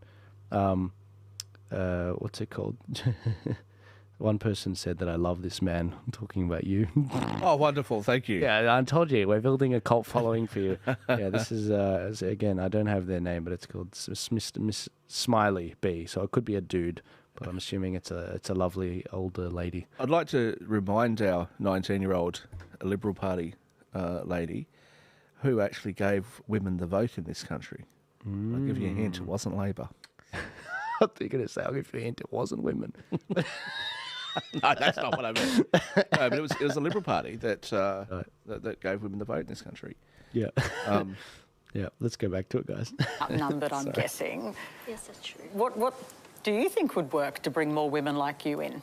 I think an honest conversation with women speaking to women, I think would be better because I feel like women just understand how other women think, rather than just a man speaking to them and mansplaining things. Right. There's a bit of mansplaining going on, is there? A little.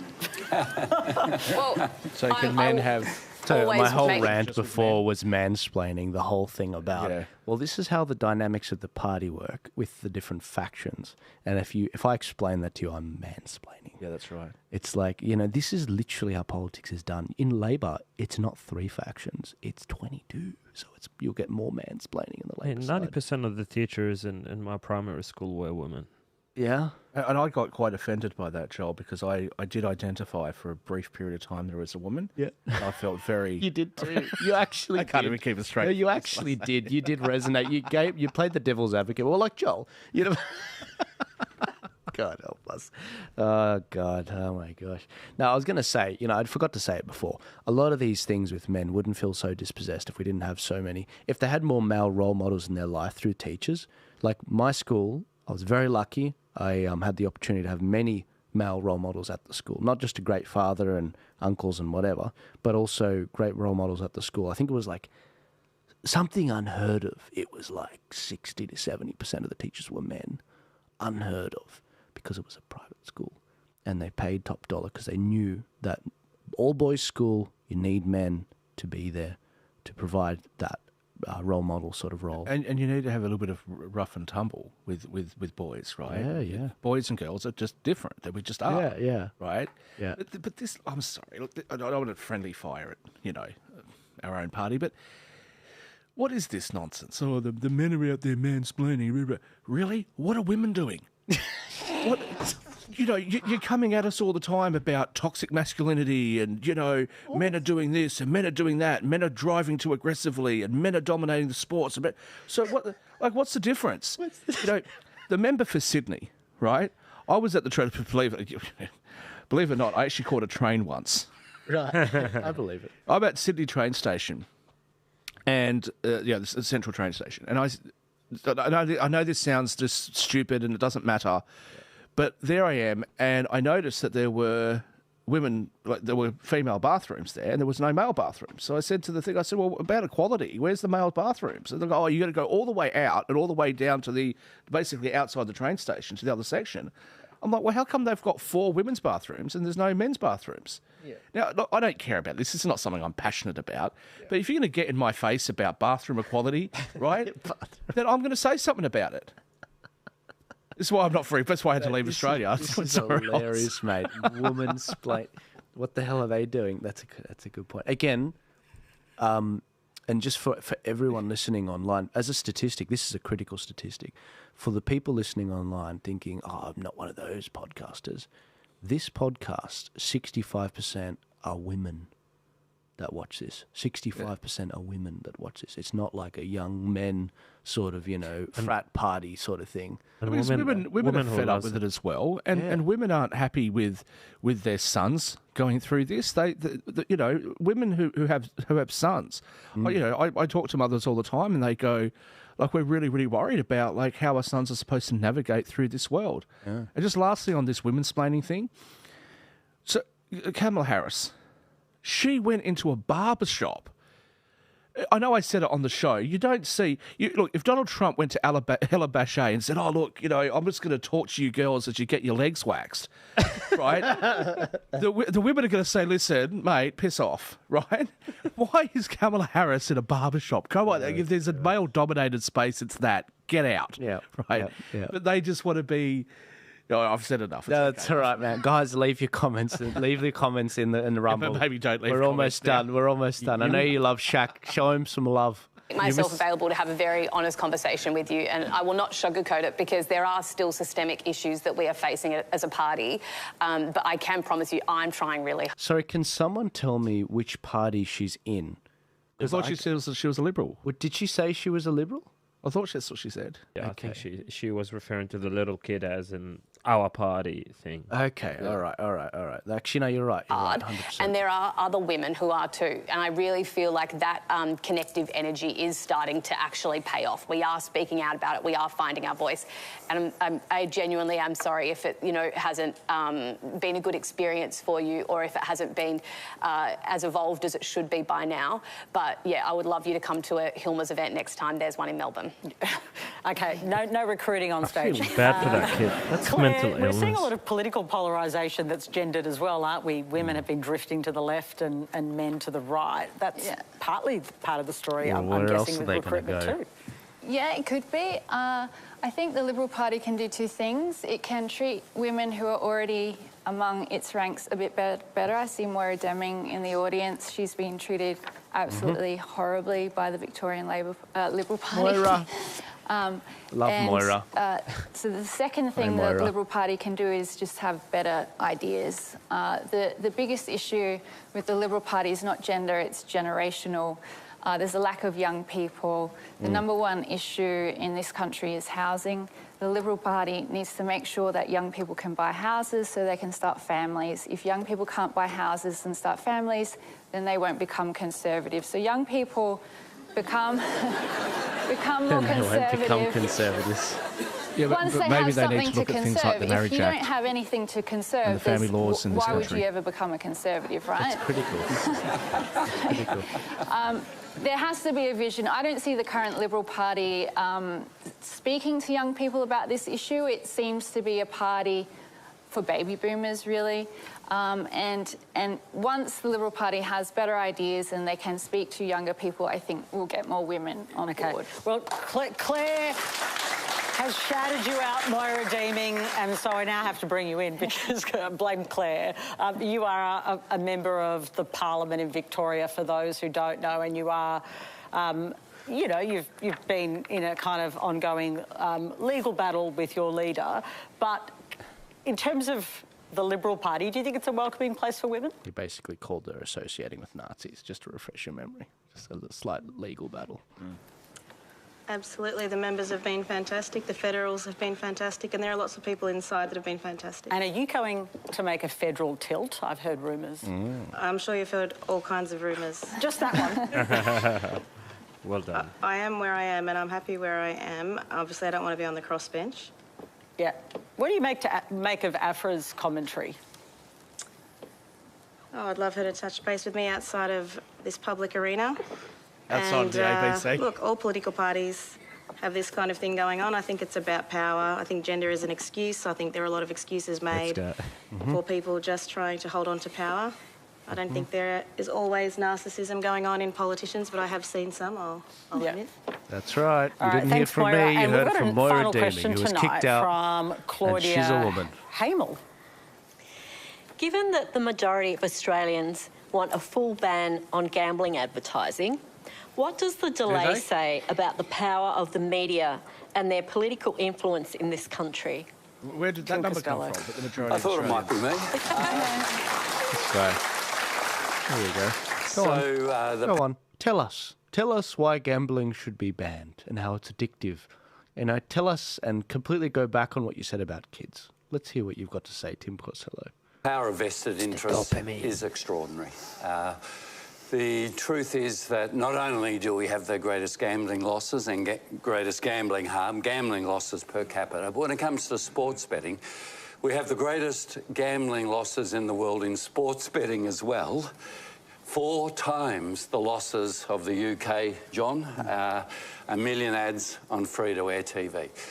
It took a Victorian Labor woman who sadly lost her battle with cancer, Peter Murphy, to call it out. The last attempt to actually get reform, gambling reform from a Labor leader was another Victorian, Julia Gillard. And I'm saying this because one of the reasons we can't get reform is New South Wales Labor is particularly captured by the vested interests. New South Wales has 35% of all the world's pokies in pubs and clubs. 35%. New South Wales Labor has Labor pokies.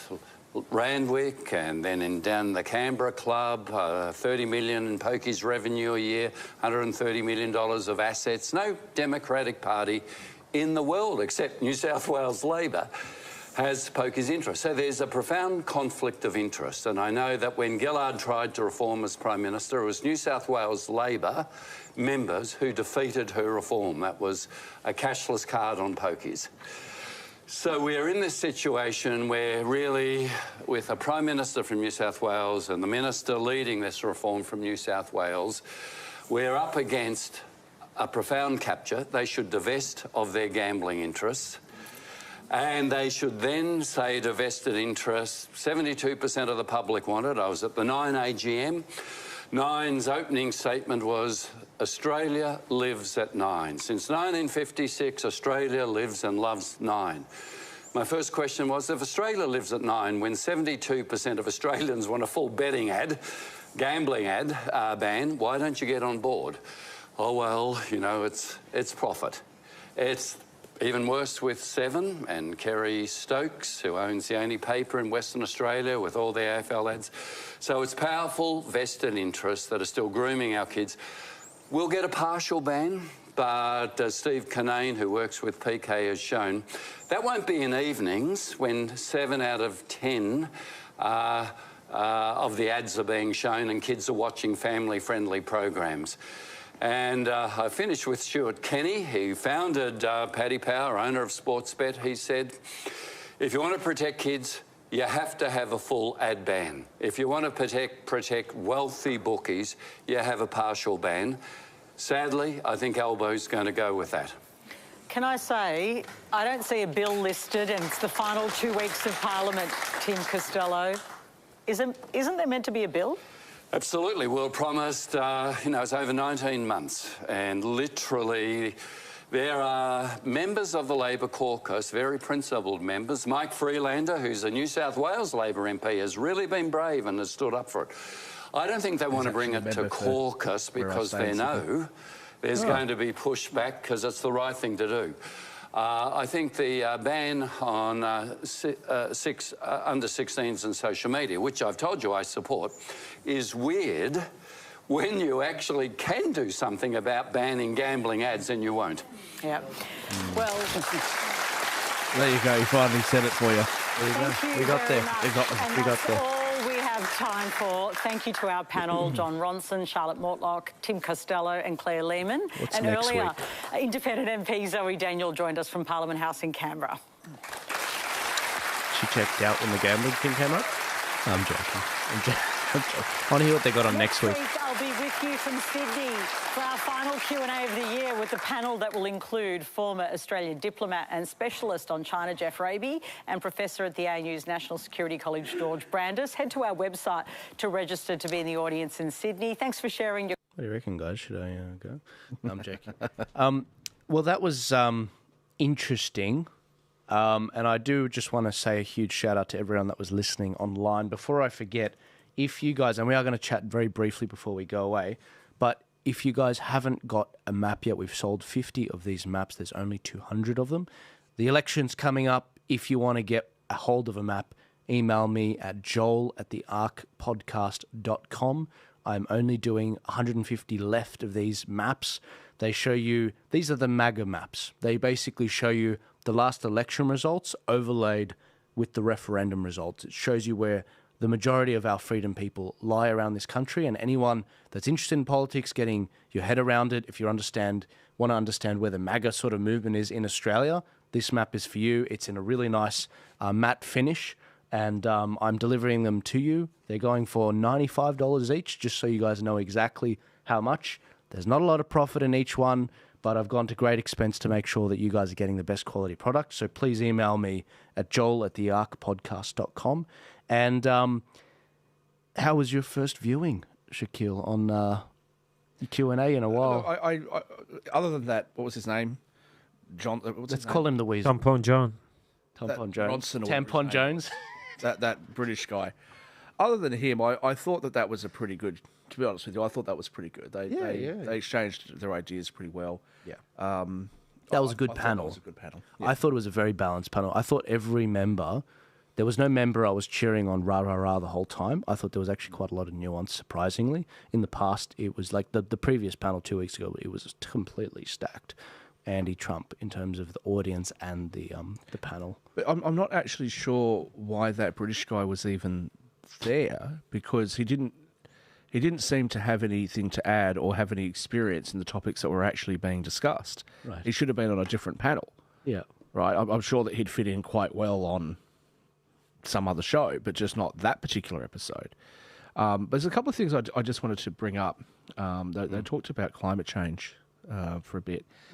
And the cost, I don't know where she got this insurance premium thing, but they talked about the cost of living. And one of the things that they said was that emissions are declining in Western countries, such as Australia and the United States, which is true. And emissions are increasing in countries like China, which is also true. However, China and India are still developing countries. Their emissions are going to have to go up. That's first. Secondly, when we buy panels that are manufactured by them, what we're essentially doing is we're exporting our emissions to them. The same thing with iron ore. If we bring iron ore out of the ground and ship it to them and then buy the steel back off them, we haven't done anything for the environment. All we did was export our emissions. I think that the centre-right parties of the world have got to do something here. We've allowed the left to dominate this issue.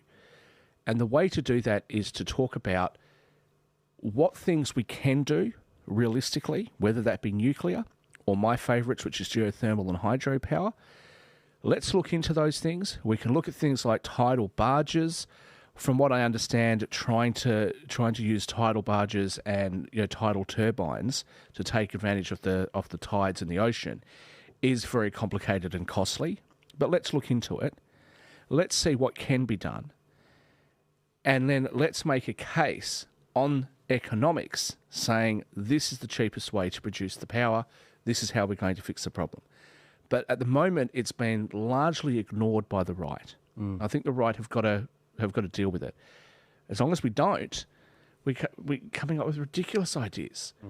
Offshore wind farms, things like that. It just makes no sense. No, it's a complete clown show. What did you think about the insurance aspect? I mean, she was saying that insurance companies are freaking out about climate change. What were your thoughts on that? What is she talking about? I have no idea what she's even talking about. And you're from the industry. Because you ought to know. Well, she's talking about her insurance, right? So, firstly, what is it that she's insuring? Because what are the main insurances people have? They have health insurance, car insurance, building contents insurance, life insurance. So, what out of those things are going to be affected by climate change? And also, if your house insurance policy is going up, climate change is going to take an awful long time for that to affect you. What is she talking about? I don't get it. I don't understand it. Yeah. And also, I won't say most, but a standard practice that the insurance companies will take on a certain amount of risk and then they reinsure the risk. So if you've got a customer base of 100,000 customers that all have similar insurance, but you don't want to have some sort of black swan event that affects you, you can get reinsurance over the 100,000 as a block. So these reinsurance companies might have multiple blocks like that around the world. So they're often able to do that much more cost effectively. Again, what is she talking? I have no idea what she's talking about. It just doesn't make any sense to me. But they blame everything on climate change.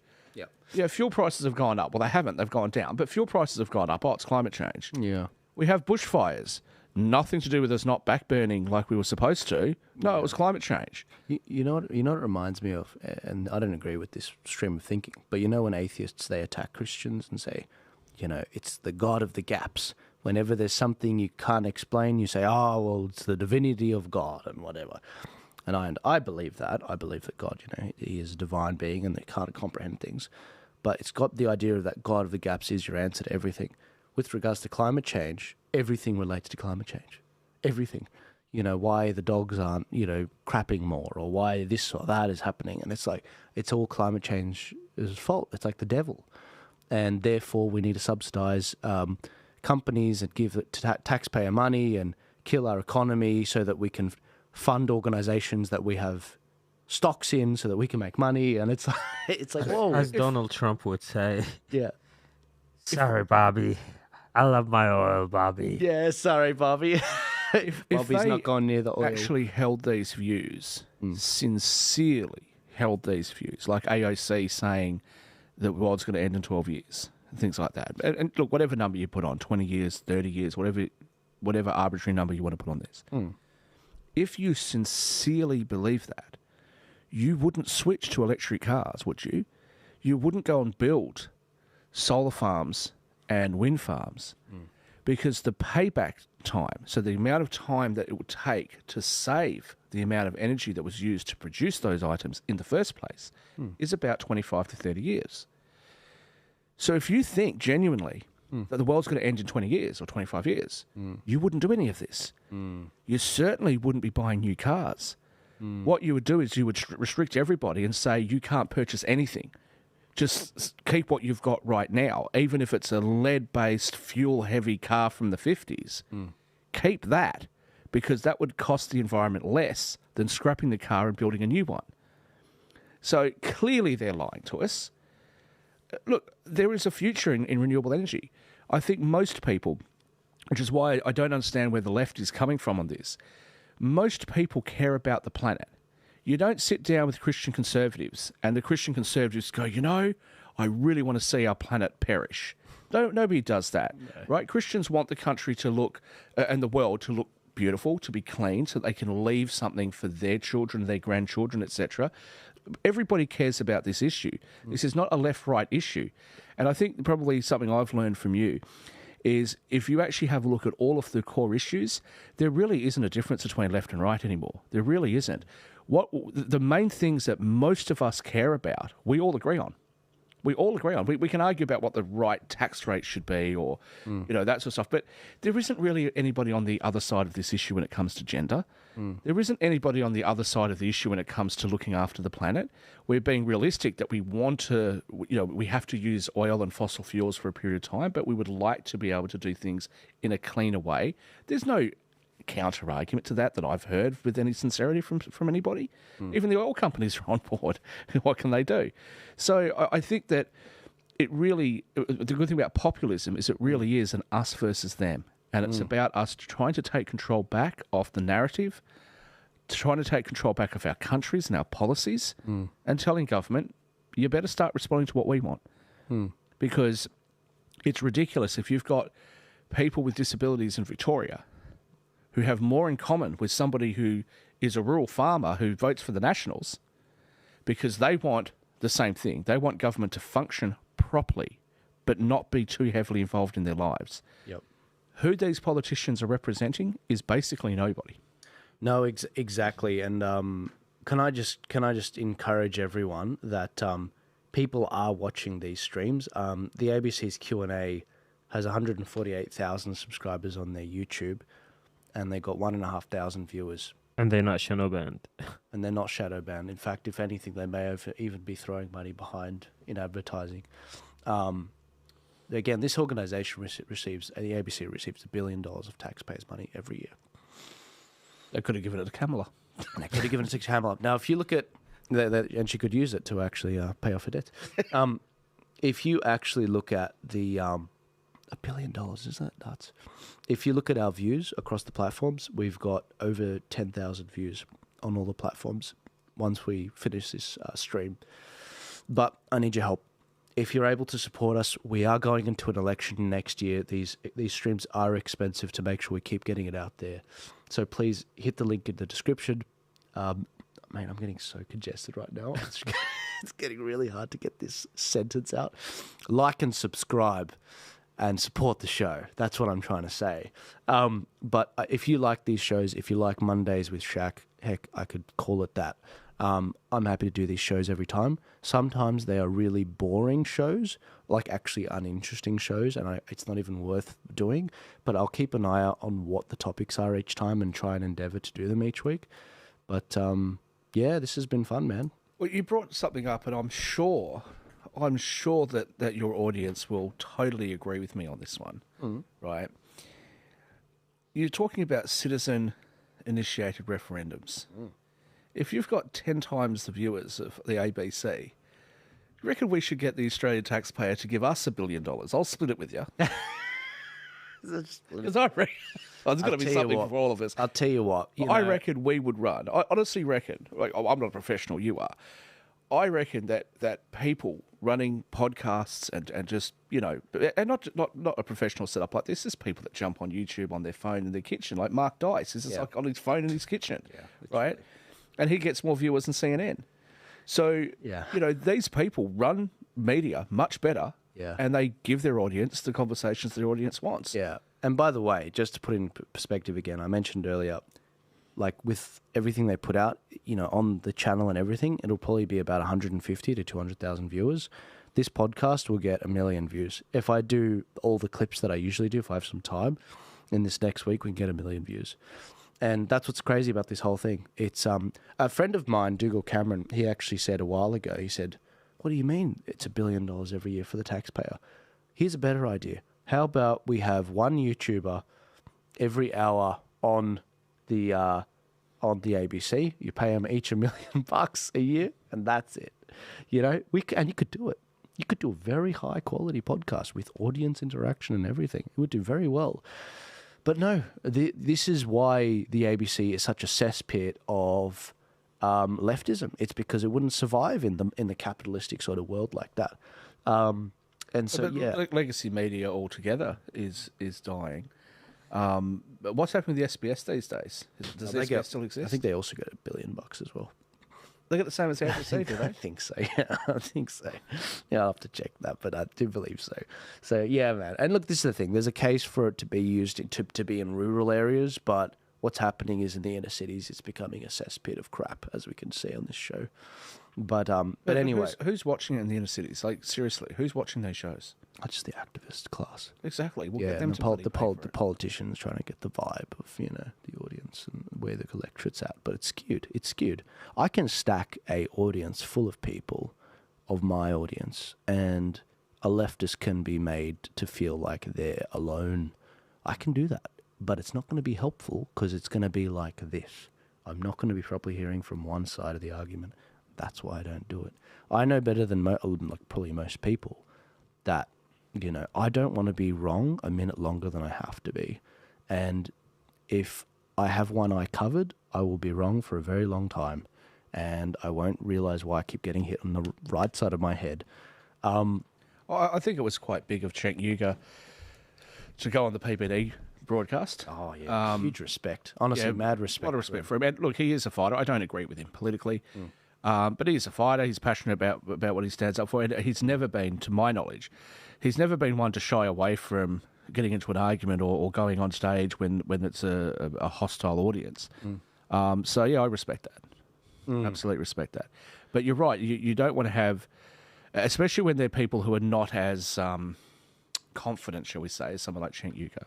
Yes. You don't want to have somebody who wants to present an idea and they're just being shut down. I've heard people that will say to me that they believe in an inheritance tax. Now, that is one of the taxes that I think is the most disgusting and horrible taxes that they can have as an inheritance tax. That's my personal view. But if somebody wanted to have a tax debate with me, I'd be very, very happy to do that. And I don't think that you should have an audience that's going to shut that person down. Let's have a proper conversation about it if it's an issue that people want to know about. You can't do that if you're only siding with your own side. Yeah. And I noticed that with the election is that there's been these meltdowns from, liberal media saying that they don't understand what went wrong. Yeah. Well, you're not paying attention. And then I've got friends in America that will say to me, oh, look, I'm not subscribing to this and I'm not watching that show anymore. I'm like, how can you be surprised then if you won't listen to anything that you don't agree with? Yeah. Yeah, it's honestly nuts. Guys, I've got a few people saying in the comments some funny things. One person said SPS sold out years ago. One person wrote, I'd post a super chat if you actually read it. You can do a super chat where you pay some money, and that supports the show, so please do. They're putting mRNA jabs in your food. Okay, trying to get me banned on this platform, YouTube. Thanks. God loves you all. Will save all. Hell concept, and the word is mistranslation based on 4 different words. Okay, all right, see. All right, come on, guys. You got to do better on these comments. I don't understand what you're saying. The Instagram comments were fire. They were fire, were they? Yeah. All right. Well, look, I want those Instagram people over on Rumble because they actually stay. The comments actually stay on Rumble, guys. One person said Medicare now is not paying for nothing. Enough many. Someone wrote blue beam. I don't know what that means. Public liberty under corporate laws. Yep. Someone had a cracker comment before where they said it was like a staged question. I just want to address that thing about Medicare while you try to find that comment. Yeah. Again, this is something that I think pretty much all Australians, regardless of their political persuasion, agrees that healthcare costs are spiralling out of control and healthcare quality is declining. Right? Again, that's not a left-wing, right-wing issue. I can go to the most, Labor, inner city places or Greens places, and I'm going to find people that are going to agree with me, and I can go to rural Australia, and the farmers are going to agree that this is a problem. Again, the overwhelming majority of Australians agree on this issue regardless of their political persuasion. Nothing's being done about it. And we need to do something about it. Yeah, someone wrote, cue the the planned question and then cue the planned response. It was, and look, and sometimes that happens. I mean, the question about money in politics, getting money in politics in Australia, that I very much felt like that was a planned question that was put in there, which I'd understand because they're bringing out legislation soon about that, and they see this show as setting the agenda for Canberra, believe it or not. And yeah, you'd probably kind of have to vet the questions first anyway, wouldn't you? Right? Yeah. I mean, certainly that the host knows the name of the person who's going to ask the question because they called them by name. But what questions make it in? Exactly. Yeah. So they probably get the audience to say, okay, what questions do you want to ask? And then they go to that person. But to be fair, and I'll play devil's advocate here in defence of the ABC, of all things that I'm going to defend. Yeah. But what are they going to do on a show like that? Because you don't want them to ask some random question that's not really related to the topics that they wanted to talk about. Yeah. Obviously. I think, I obviously think that more people need to be... engaging with the show. If they want the Q&A to be a bit more right-wing, then you need to engage with the show, show up to the shows. There have been some great ones in the past. Shout out to Oscar. Oscar? The little kid.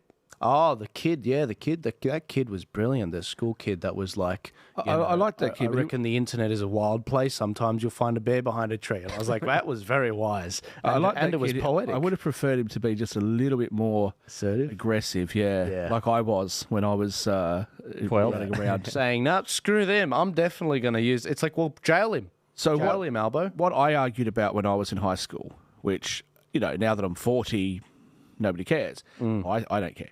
But I still stand by what I said back when I was 14.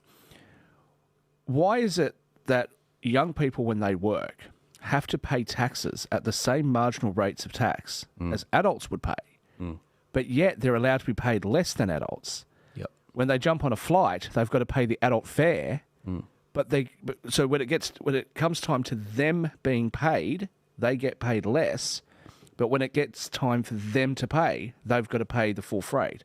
How's that fair? Especially if they don't get given a vote. Now, okay, not a huge issue for most adults. Nobody's going to care about this. Big issue to me. So I wrote a huge thing about this, got it published in the school newsletter amongst over the protests of everybody who worked at the school. And then I sent it to the Sydney Morning Herald and they never published it. They should have, Sydney Morning Herald. We got a question. One person wrote, is it of note that the unions will not have limitations on their contributions to the ALP? Yeah, absolutely. I mean, we mentioned this at the time. It is very much going to favour the Labor Party with the unions, and with the Liberal Party, they're going to have their own ways around contributions and dinners. You can pay $15,000 to have a dinner with Peter Dutton, for example, and it's counted as fundraising. Sort of thing. What about the Chambers of Commerce and Business Councils and things like that? They presumably wouldn't have the limits. Yeah. But you know what? The thing with the unions, and look, this is clear when you have a look at the United States. Yeah. The unions are not necessarily anymore representing the views of the people who are members of the union. I mean, I don't think that every member of every union all thinks and feels the same way about every issue. That just wouldn't happen. Yeah. So I think that the power of the unions will diminish partially because of the success of the unions. Yep. Because as unions have created better working conditions, higher wages, etc., people are less reliant on the unions to stand up for them. Yep. Now, I don't want to see the unions disappear, but I do think we have to be very careful at making sure that unions don't have too much power to the point that it destroys businesses or hurts corporations. There has to be a balancing act, and that really applies across the board with everything, I think. Rami? Were you going to ask her? I was just going to say, how are they going to, if I have a kid and he wants to access his social media, and then I'll just open an account with my digital ID, how are they going to stop that? But why would you need a digital ID anyway? You would just say you live in another country. Right, yeah. You just use a VPN and you live in another country, wouldn't you? That's how they're going to ban the VPN, right? Yeah. No, absolutely. Look, okay, they banned the VPN, then you just use a remote desktop. Look, I'm a technophobe. I don't know what I'm talking about, but you use a virtual computer and host it in the cloud or whatever. We got another question about the Q&A vetting questions that are too conservative / right wing question mark. So they're asking me, do you really think they do that? Absolutely. I mean, during COVID, we saw a massive barrier to entry for a lot of questions, even questions I don't even know, which will nuke this particular stream, but they did actually censor that, but they can't be really taken off TV. But also, I mean, I could think of a lot of questions off the top of my head, which I don't think would pass their pub test. They'd opt for someone else with a more watered down question. For example, I would get up and ask the question, why is it that the government is going after misinformation? It just appears to be a blatant attack and a revenge on people that voted no to the Voice. You know, why is it the government is trying to dictate to people and tell them what to think rather than, you know, and look, maybe that might be like, oh, look, that's more of a statement. But it's clearly what's happened, because Albo made the point after the election that he would have, you know, had a much better of succeeding, but there was a lot of misinformation. That's what he said in his failure speech, you know, concession speech. And so I don't know, I look at these things and I don't trust the ABC. They've got a lot of trust building to build again, and the ratings say that. It's not my opinion. The ratings say that. It used to be a great show. You know, it says, it speaks volumes that Albo would prefer to pass a misinformation bill rather than taking ownership and saying, you know what, we dropped the ball. We had the majority of people saying that they wanted to deal with this issue. We had broad-based support. We flitted it away, and it's my fault. I'm the Prime Minister. I'm the one that you know, decided to do it this way, and it didn't work, and it's my fault. If he thinks there was too much misinformation, he could have gotten out there and campaigned a lot better. He could have gotten out there and actually, and so too could some of the Voice people, had gone out there and really explained what was going on. But the bottom line is, we didn't even know what it was going to look like because they said they'd legislate it later. I mean, Australians expressed deep concern. This could have been addressed. And it should have been addressed. Right? Absolutely. And if I can just go back to John Howard again for a moment with the GST. Now, he was I mean, you're probably a little bit too young to remember all of this, but he had all sorts of difficulties, and Paul Keating was just smacking him around, and the Labor Party was smacking him around on, well, if I go to a bakery and I get a cake, you know, is that the cream isn't going to have GST, but this is going to have like it was a mess, right? But John Howard and Peter Costello, that's Tim Costello, that's the brother, they actually managed to convince the Australian electorate, and they got it passed, and they won the election, they got it passed. So, you know, this is a failure of the Labor Party. And look, I have nothing against Albo as a person, right? I've never met the man. He might be a lovely man. I can't imagine it, but he might be a lovely man. But I do know people that have met him that have said that he's quite a nice bloke. I've got no question about that, but this was a failure of his. Don't take it out on Australians. Yeah, no, absolutely. I was going to say, we do have to wrap this stream up relatively soon, but a few more questions from people. That person that said, you know, do you really think they're vetting these questions? They've actually come back. This is Cava1. There's no names in this. Cava1, they said, I know they do. I know they vet the questions and they don't let conservative right-wing questions through. They said, I sent in several questions and they were not used. So there you go. There you have it, straight from the horse's mouth. She said, the ABC, he said, it's probably a she, statistically speaking. The ABC should be divided into rural and regional news programs and urban news programs. The urban could run by paid subscription with only rural and regional subsidised by the Aussie taxpayer. That's actually a great idea. And then those shows like Four Corners, Landline. Is that the other one? The ABC does produce, or used to produce, actually some reasonable content. But you know, my expectation, and maybe I'm just naive, but I really would have thought that the ABC should have been a politically neutral network, and it's not. No, I think that's what Australians object to the most. It's very much not. Another person wrote, and I'll just fire through these quickly because there's a few more left. Please keep in mind all Q&A that can be viewed can also be used against policy topics, just like they used student input implementing VCE during COVID periods. One person wrote, reason for voting, ? The normies always choose poorly, and I'm fed up looking for policies that most parties don't even post on their site. Kind regards and God bless. Thank you for your $1 donation. And I read it out. You didn't think I was going to read it out, but I read it out. So thank you very much for your $1 donation. 94 more dollars, and I'll shoot you a map. Yeah, that point there that was made, I think that is a really salient point. Who's got the time to read through all of the policy positions of the major political parties and the smaller parties, and then do an assessment on each individual issue to work out what makes sense and what doesn't? Nobody does. No. And this is why what the majority of people do is they go down and they go, tick one for Liberals, or tick one for Labor, or one for the Greens, or one for whoever, and just leave it at that. Yeah. Because it's too hard. So, I mean, hopefully we are seeing more people taking a more active interest. And I think the change is going to come not necessarily actually from policy.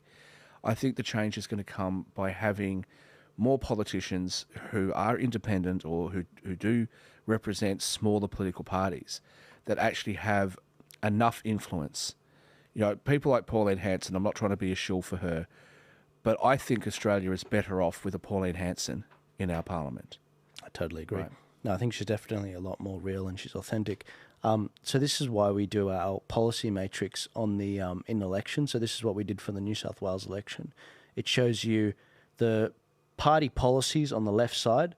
It shows you what they stand for in ethics, energy, environment, public health and well-being, education, economics, and democracy, like free speech and all of that. And it shows you where all the parties stack. And as you can see on the top, if we can just blow that up a bit larger, we've got the Freedom parties here in New South Wales in our last election, how similar they were to each other and why they perhaps should be in one party and not four parties, for example, but also with the major parties, how far they fall short of the mark. So you don't have time to read the manifestos of these parties and look at their track record. We do that. We put it in one simple graphic. I'm so impressed with what you guys do in elections. You actually go out. Yeah, I'm doing the hand signals of that guy now. Yeah, it's like there's too many masculine men out there. I was like, okay, go. That toxic masculinity. Oh boy, journalist. Anyway, that policy matrix. I remember when you first showed that to me, and I was horrified. I had no idea that the majors were that similar. Yeah. And I did have a question for you about that. Somebody asked me, which was based on the questions being asked. Is there a possibility that the questions were slanted in such a way as to show the similarities between those parties, but there is actually other parts where those parties are majorly different? No, you should just read the questions because the questions are black and white. And I'm not interested in deceiving people. I really am not. You know, if you actually look at the questions and how they were asked, for example, they're pretty black and white. Will you act to remove the abortion birth legislation? It's black and white. Will you revoke it or not? Do you support net zero or do you not? Like, do you support net zero emission targets or do you not?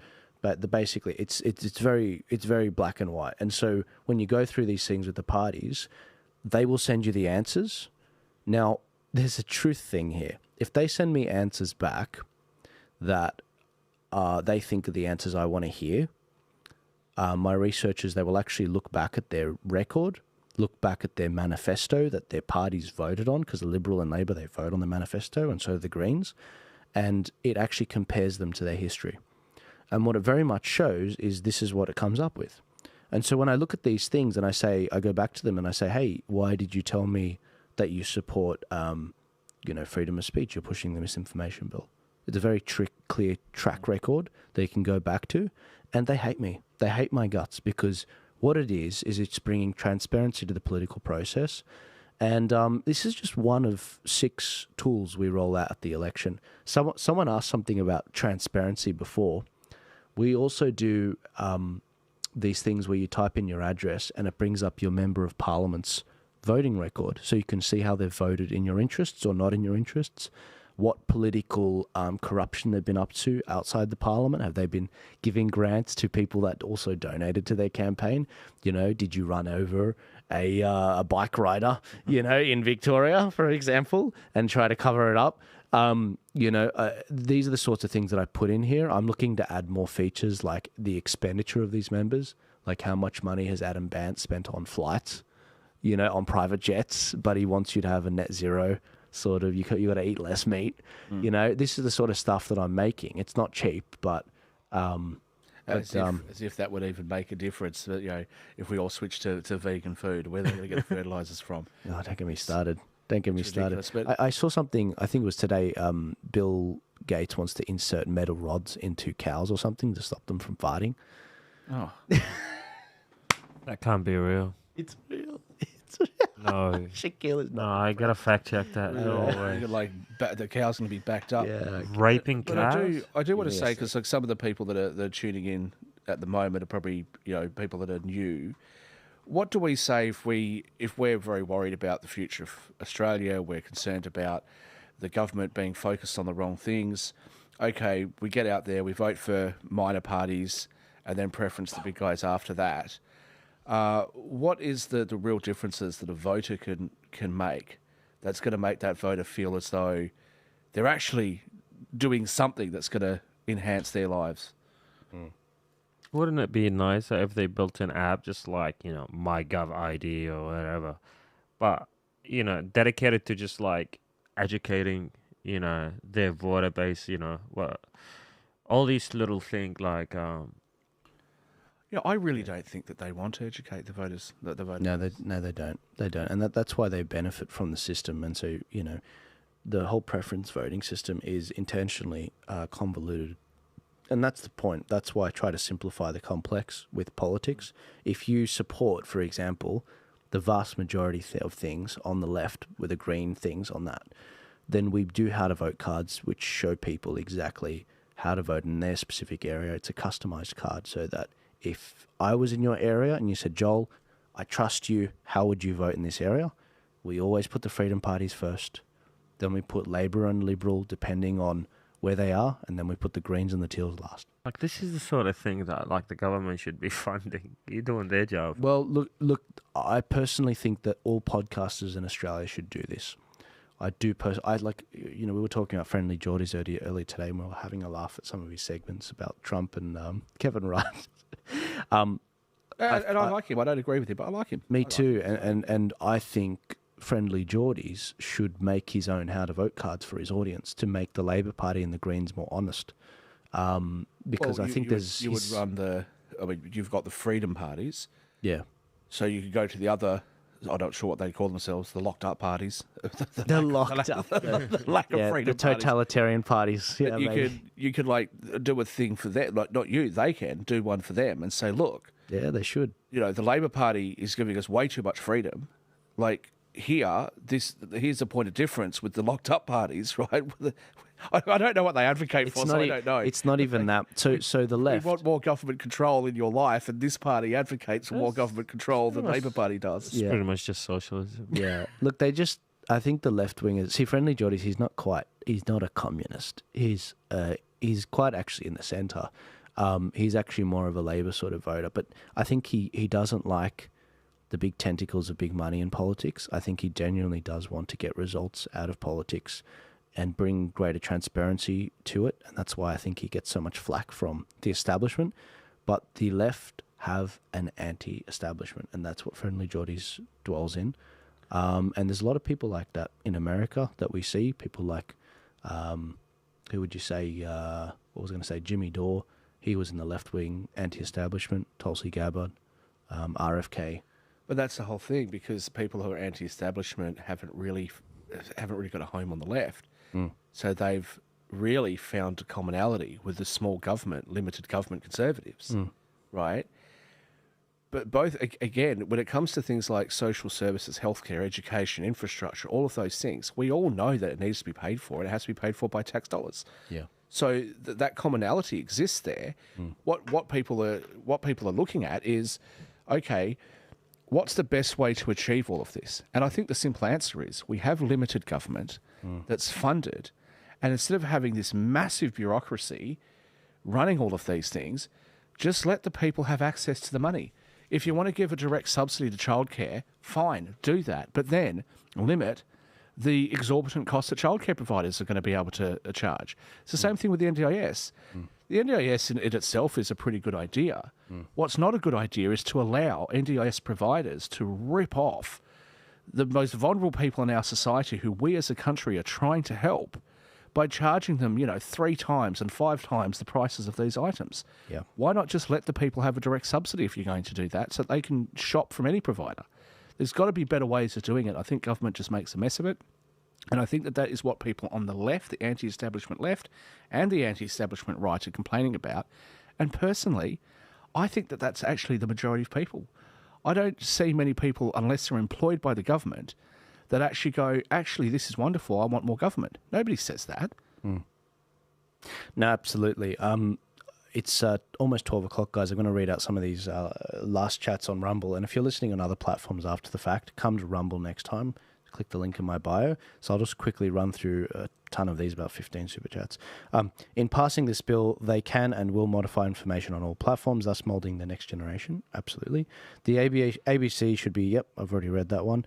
John Howard banned guns and introduced GST along with the war in Iraq and war on terror and war on drugs. John was a terrible PM.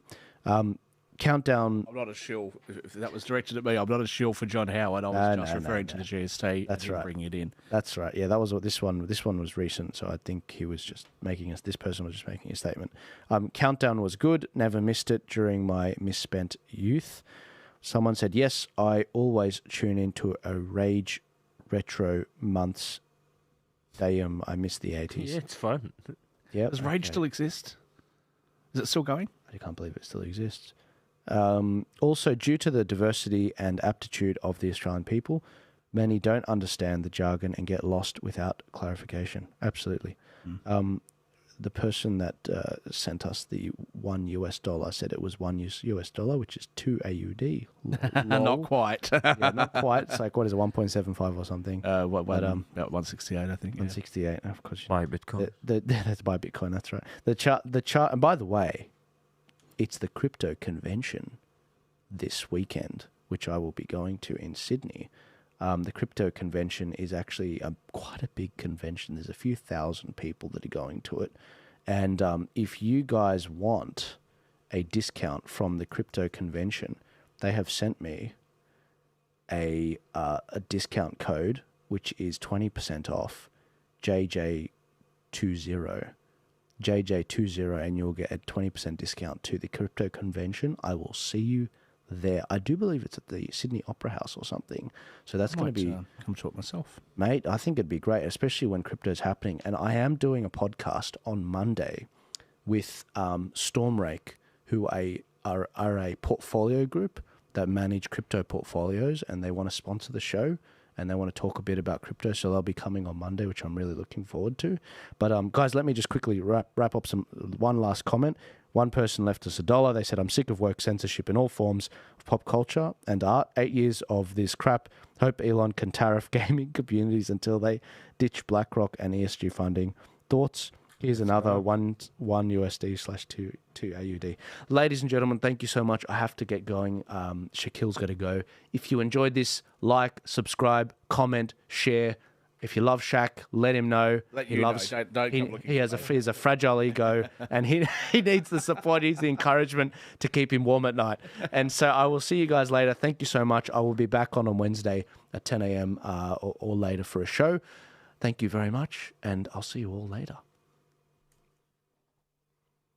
That was a lot of fun.